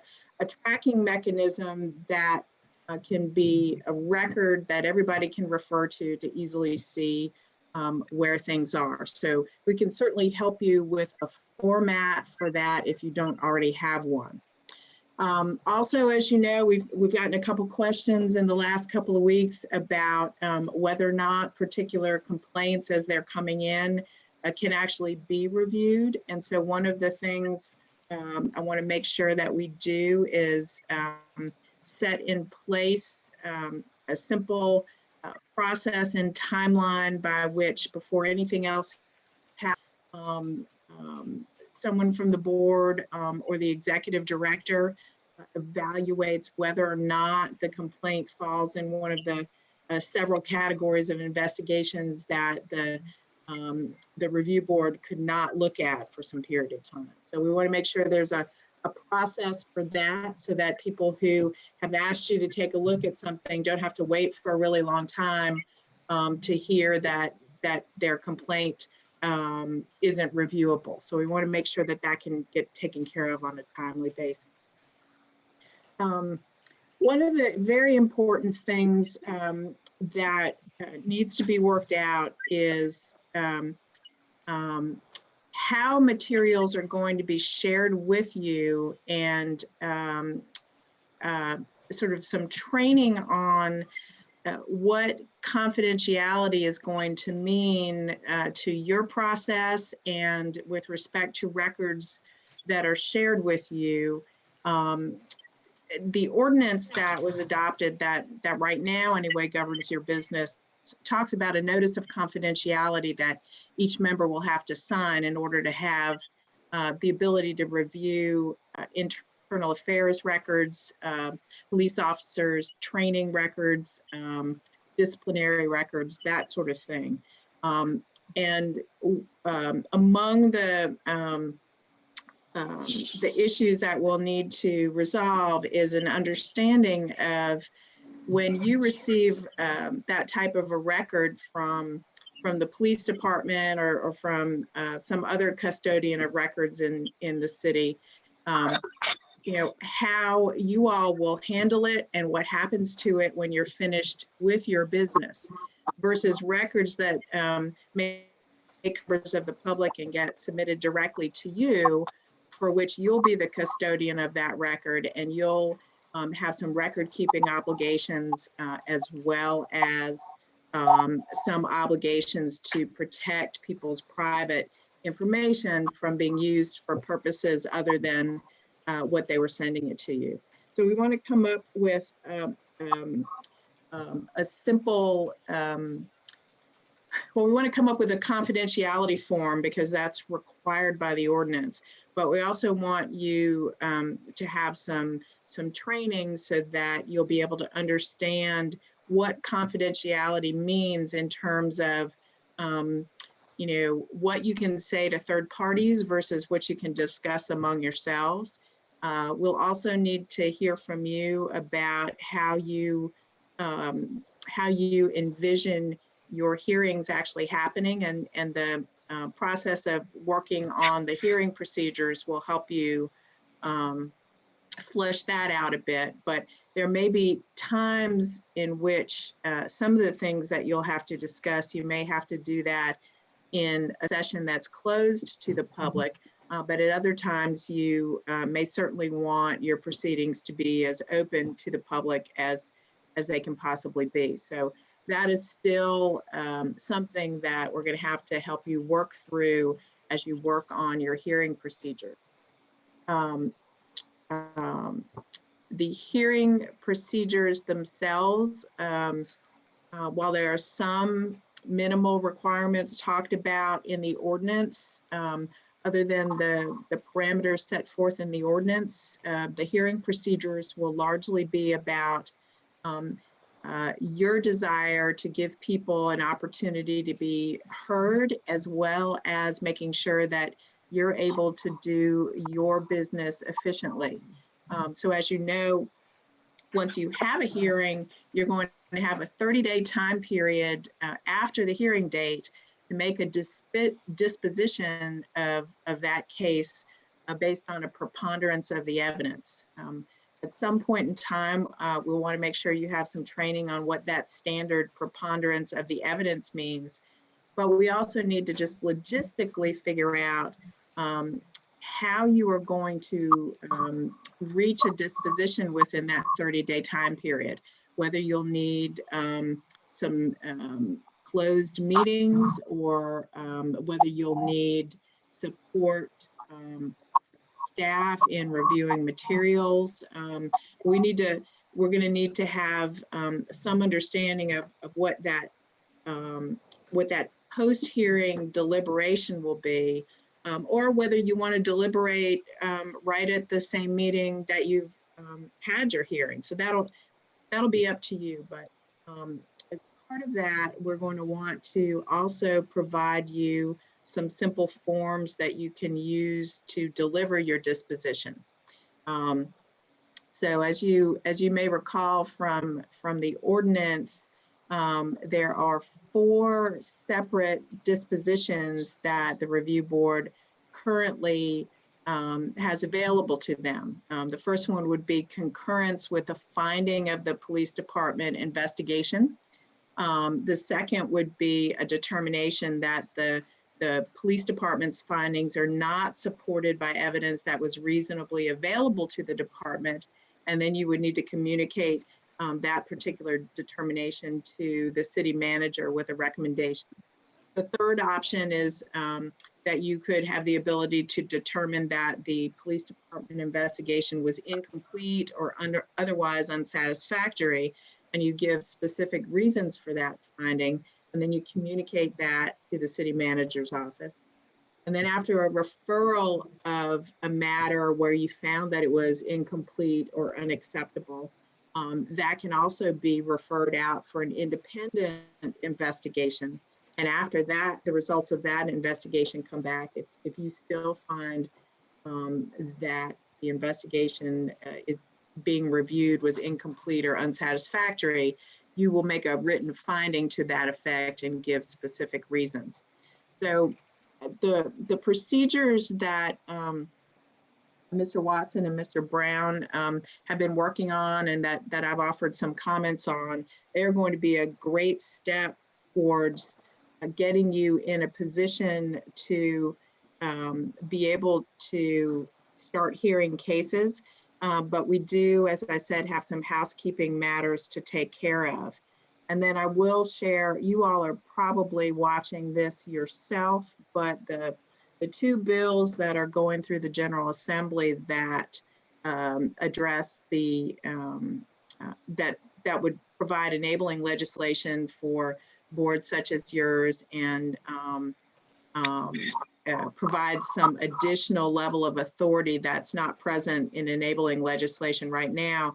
It's my understanding that those were both assigned to a conference committee just yesterday. And so if there's going to be a resolution of the sort of competing interests of the House and the Senate on those two bills, hopefully there will be a resolution soon. I know that people who are watching the General Assembly special session, it's been very interesting because they don't really have any rules by which the session is being conducted. So it's hard to predict, but as you may know, one bill would allow localities the choice of whether to establish a board, a review board.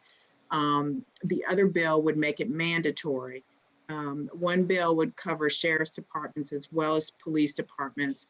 The other would only cover police departments. So, but in both items of legislation, if they pass, would provide some authorization for additional authority above and beyond what's reflected in your ordinance at the present time. But that doesn't mean that your work on procedures right now would be wasted. I think your procedures, particularly if you focus on just the conduct of the meeting, those wouldn't necessarily change that much. It's just that you, on the back end, you might have more authority to affect disciplinary matters or have more authority in concluding the case and making your recommendations.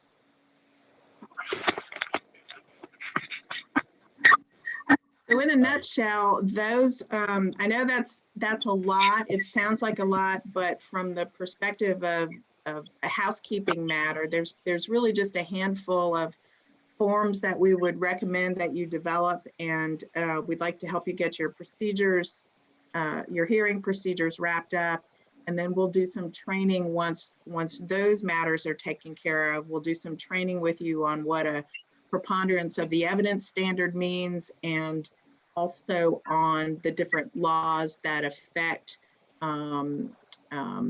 your confidentiality obligation as to the records that will be shared with you by the police department. And those laws are largely the Freedom of Information Act, as well as a law that used to be called the Privacy Protection Act, which not only applies to city employees, but it would also apply to how you handle sensitive information that you might get from complainants or witnesses, and it will affect how you set up your own records so that you can protect and disclose information that comes into you only to the extent necessary to get your business done. So we'll help you with those matters at an appropriate time. But I think you've been making some good progress towards getting ready to start doing business. That's all I have. Thank you. Thank you, Lisa. That was a wealth of information. Good thing that these are recorded. Yeah. So we I can go get back. to write it down. Lots of information. Yep. I have a question. Anybody? Yeah, go ahead. Well, Go ahead, Bill. I'm trying to remember whether at our first or second meeting, we passed either a resolution or a adjustment to our bylaws that stated that until we hired a city manager, the responsibilities of, until we hired an executive director, the responsibilities of the executive director would be given to the chairman of the board. So what you just said, Lisa, seems to sort of contradict that. And we were particularly jealous of our prerogatives to interact with the chief of police. Sure. I think that let's get together sooner rather than later with Mr. Blair, who's the acting city manager. We want to make sure that we do things in a way that will get your business taken care of. But if that's how you would prefer things to work for the time being, then we can focus on setting up your procedures so that that person is kind of a working member of the board. You know, our thoughts in the interim were that some of the duties of the executive director who kind of reports up through, who will report up through the city manager, we just were thinking that it would be, for the time being, particularly for the organizational matters, a little simpler to have the city manager or the acting city manager perform those duties. But so long as the board has authorized the executive director to actually be an acting person and a working member of the board, we can take a look at putting some processes in place to substitute that person. I don't want to put any more work on James. Hey, thanks a lot. He's already got, but I do think we are, like I say, we want to preserve that. Yeah, so let's take a look at what it looks like and make sure that that person understands the workload as well, because it's not an insignificant amount of things. Once you start looking at making decisions about whether complaints fall within the 5 categories of things that are exempted, making sure that complaints are tracked and that deadlines are met and things are resolved with the, you know, that person's going to be an intermediary with the chief of police to help you understand if something doesn't meet a deadline, why that's not happening. So it's on the surface, it doesn't seem like a lot of work, but it is a fair amount of work once you roll up your sleeves and you actually start doing it. But as I said, we're open to talking about that. That would be fine. Well, thank Well, you. Lisa, Lisa, I have a question. This isn't going to be a long-term situation. I mean, we already have multiple applications for the executive director job, and I think that closing date is very soon, and it might only be a short window of time that we anticipated. I think the chairman to kind of assume some of the role of the executive director, like what Bill was saying. So, I mean, I'm not looking to be months and months. I mean, yeah, hopefully not.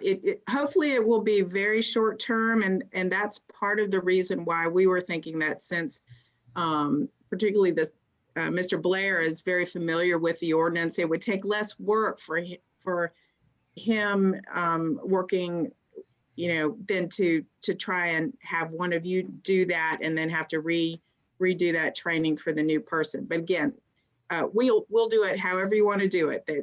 It'll be your choice.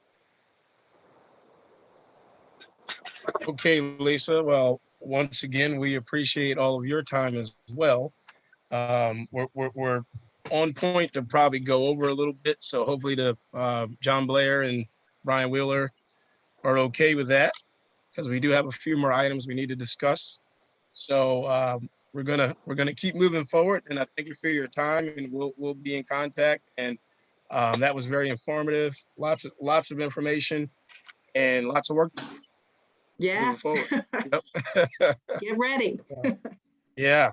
So thanks a lot, and we'll be of course reaching out to you. And have a good evening and enjoy this nice fall night. Thank you. I hope you guys get out soon too. Oh yeah. Okay, so the next item of business is the status of complaints. We just talked a little bit about complaints.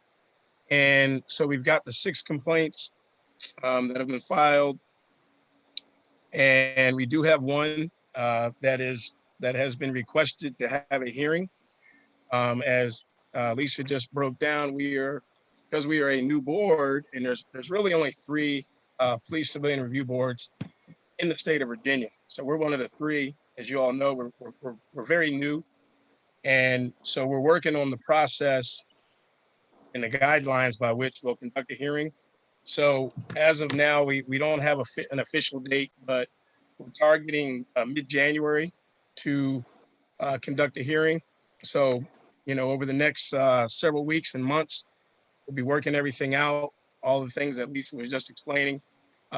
Just so folks know, there is a paid position for the public. If some people in the public may not be aware, but there is a paid position for an executive director who would complement the CRB, and we have not filled that position. Excuse me, but there is an advertisement. And one of the things I was going to mention down the road is we talked to HR, and they've got 55 applications. So, as Nancy said, maybe sometime, before the end of the year. So until that happens, a lot of that, some of that work is on us. Some of it's on the city, John Blair, and, we're making it work though. I think things are going pretty well. But I will be happy when we have a official executive director. That would be nice. Anyway, what are you gonna say? I thought Bill was gonna say something. Lisa talked a little bit about the progress in Richmond.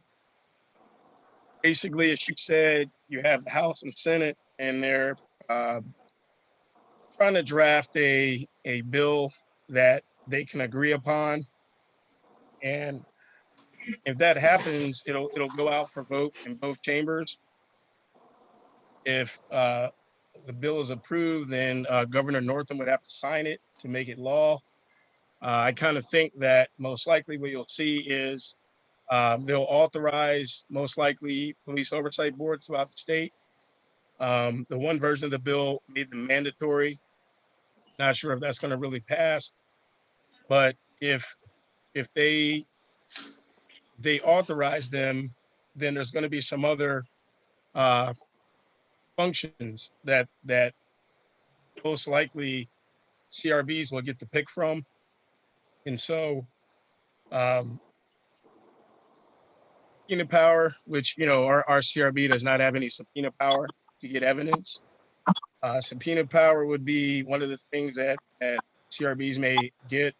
The ability to hold a hearing, which we do have. And I'm trying to think what the other one is. Disciplinary authority. A lot of folks say, well, what good is a CRB if you can't recommend any kind of disciplinary or any kind of training? So, we got to stay tuned and hopefully in the next, month or so, we'll get a better idea of what's happening with that. The status of hiring legal representation. I talked to Mr. Blair earlier today. As of now, we got one application. So one law firm has responded to the RFP. Hey, Mr. Blair, how much longer are we going to leave the announcement open to law firms?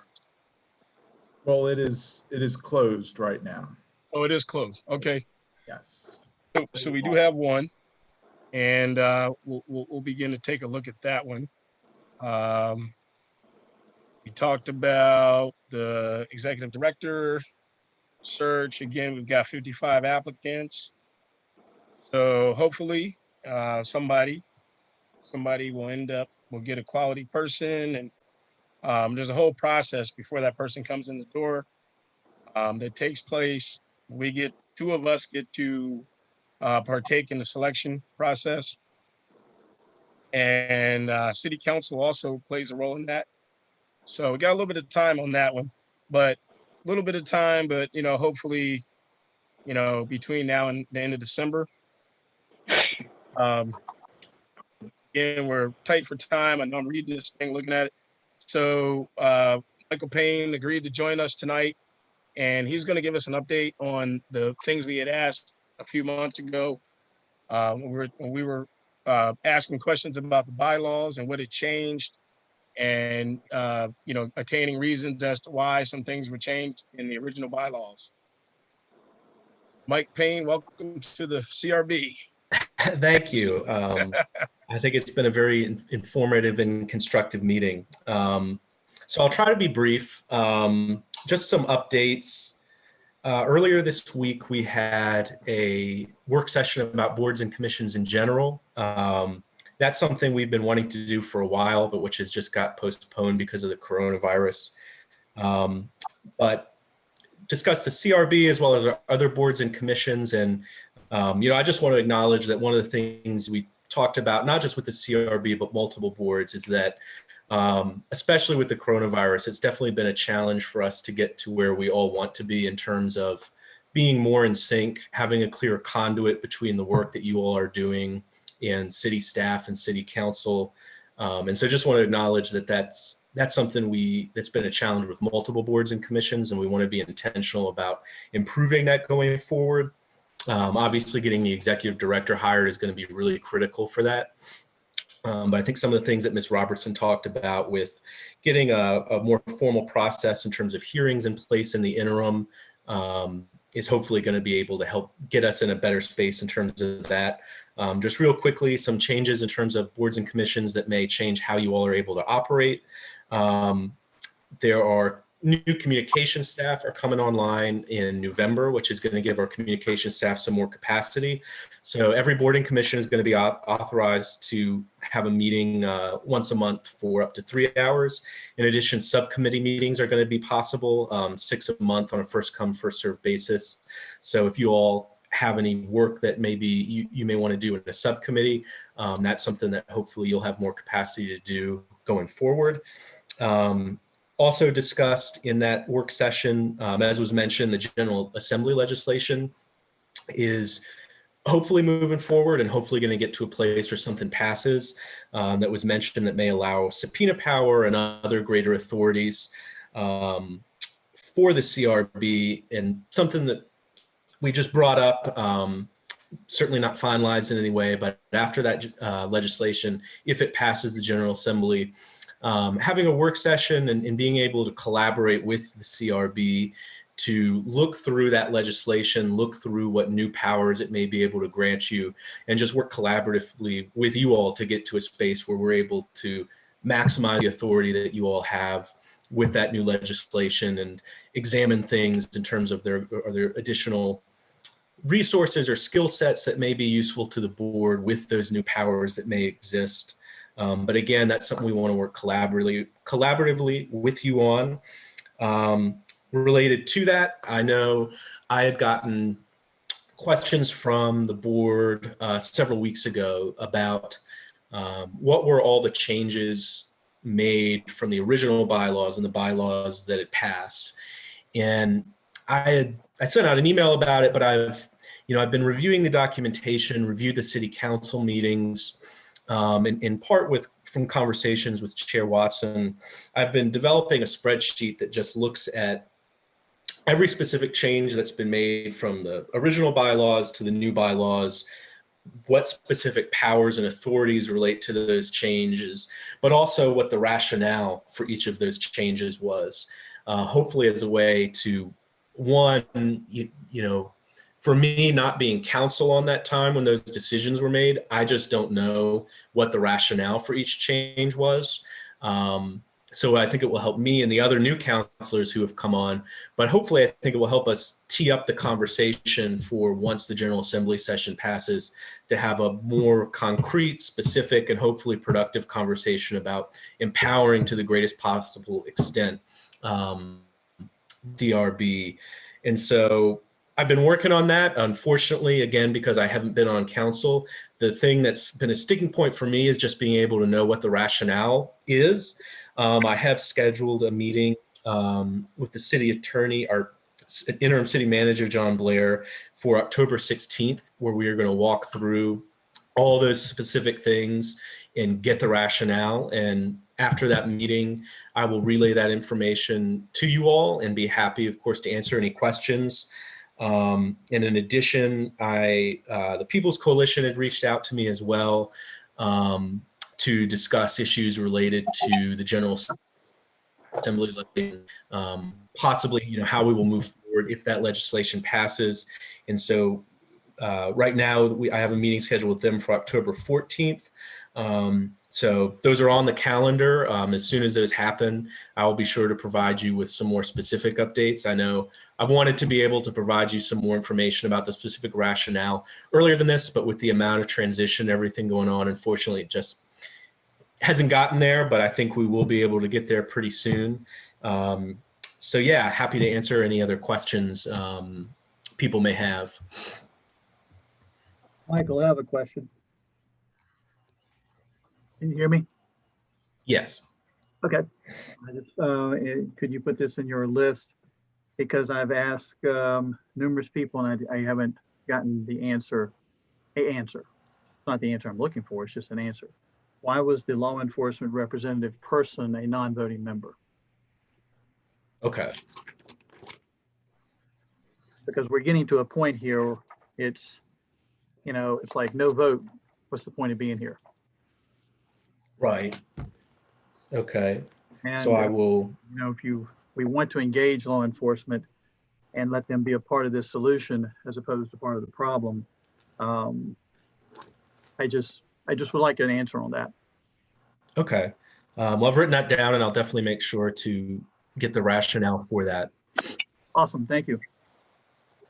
I do have a question, Michael. What is the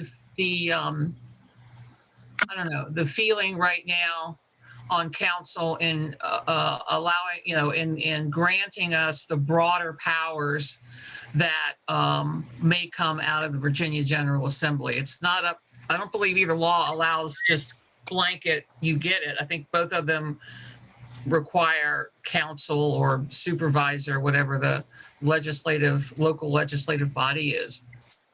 Great, like you said, going over the specific powers. Where do you think that they're feeling right now? What's the temperature check on them? Mm-hmm. Well, and that's definitely correct. I think the House bill would make them mandatory. The Senate bill would be optional. And certainly if it goes more in the direction of the Senate bill, you're absolutely correct. There are things that as council, we're going to have to take action on to authorize those additional powers, and it will not be automatic. And in part, that's why I really want to have that spreadsheet to tee up that conversation in that work session. I can't speak for council as a whole because we haven't discussed that in depth. So I don't want to speak too broadly. I will say individually for myself, I would be interested in maximizing the powers that the General Assembly allows, especially because it is going to give us just a lot more clarity in terms of civilian police review boards being in the state code for the first time, explicitly operating subpoena power. And again, I can't speak for council as a whole because we haven't discussed it in depth. So I don't want to get out too far in front of anything. But I would say that my feeling would be that I do think that council is interested in what is clearly authorized and allowed by law, trying to take advantage of that. But again, I don't want to get too far in front of that. But I do think the desire, once that legislation is passed, to have a work session is to work through that exact thing, is looking at exactly what is newly authorized and seeing how to take advantage of that. Thank you, Michael. And I also want to thank you for taking on trying to answer those questions. It's been almost a year since the decision was made by City Council, and it's been almost a year since the questions were asked about why changes, were made. And I guess the wheels turn slowly in municipal government sometimes. So I'm looking forward to looking at that spreadsheet to, find out what the justifications were for the changes currently that we're running under. Excuse me, so, Councilor Payne, if you also wanted to elaborate on council's decision about the current vacancy on the CRB? Yes, so that is something that was discussed briefly at our work session as well. Obviously, there's a vacancy now after Stuart Evans resigned.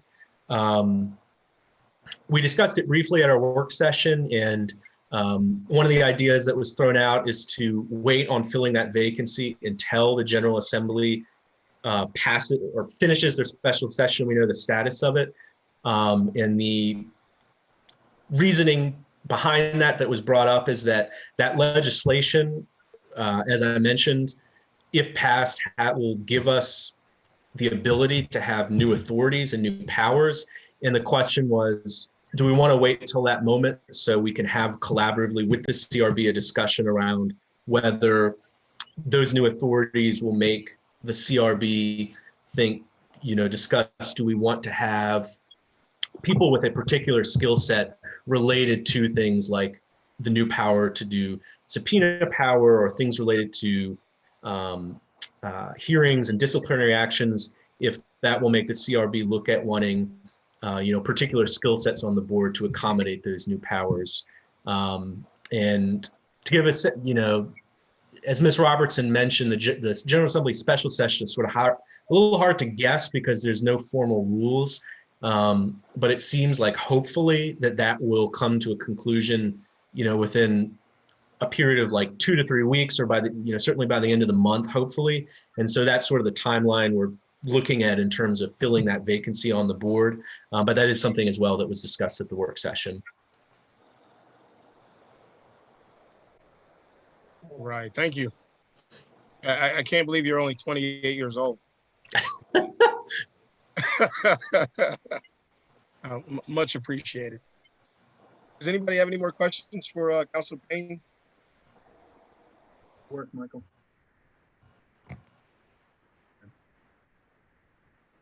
No more questions. Okay, so we're only a little bit over our time. Mr. Wheeler, can we transition to public comment? Do you have any folks out there with their hands up? Yes, Mr. Watson, we have an audience of 6 at the moment on the webinar, and we have two people with their hands raised at this time. And first up is Don Gathers. Don, you're back on with the board, and you've got 3 minutes. Don, can you hear us? You're currently muted.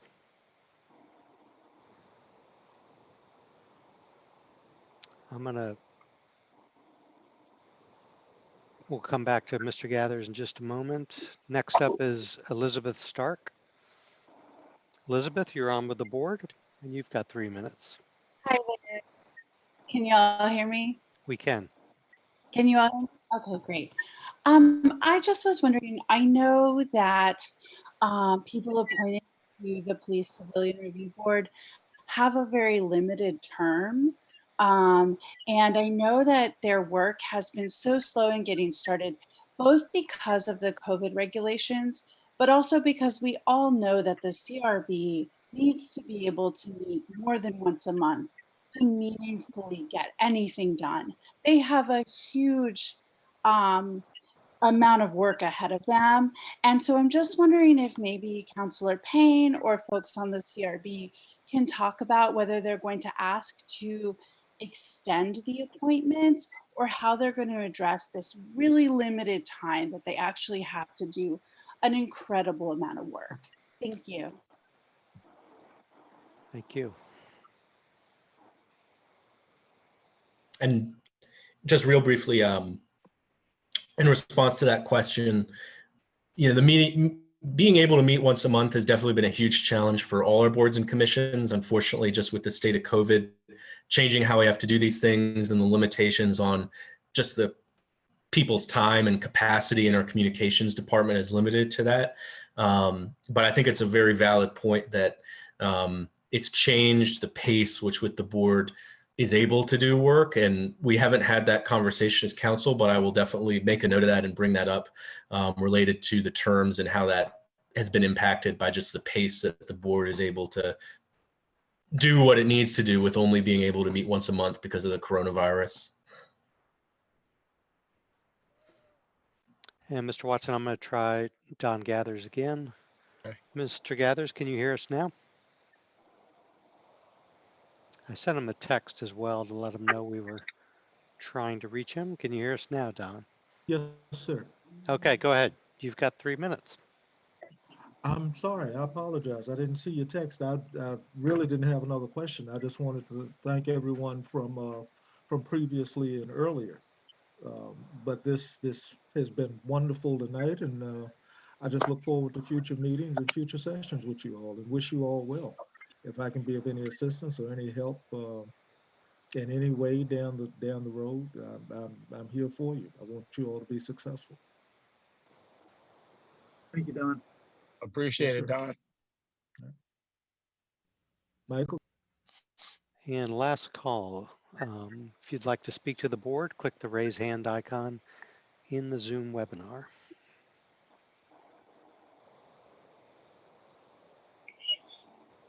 And Mr. Watson, there are no other takers at this time.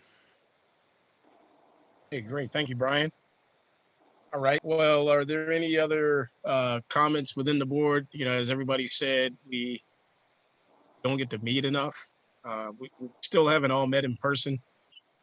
So, these are precious moments, and then we got to pack everything in. If anybody's got any, last minute comments or thoughts, please share with us if you have anything. Anybody we haven't heard from tonight? Guess we've heard from everybody. All right. Well, I appreciate all you guys. I thought it was a great meeting, and we definitely have some challenges, but the good thing is we got great people. We got great people on this board. We got great people in the city that are watching, that are supporting us, and there's great people, on council, and there's been a lot of change, but nevertheless, we're going to make it work. And I've read all, most of what you read about civilian review boards isn't always that positive, but we just because they haven't always had positive results does not mean that we can't make a big difference. And I appreciate everybody. Thank you for your time, and we'll be in touch. Thank you, Michael, for coming, and hope everybody has a nice fall, enjoys this weather, particularly before it starts raining this weekend, and we'll see you again in a month. Thank All right. you. Meeting Everybody is have a adjourned. good night. All right. Bye-bye.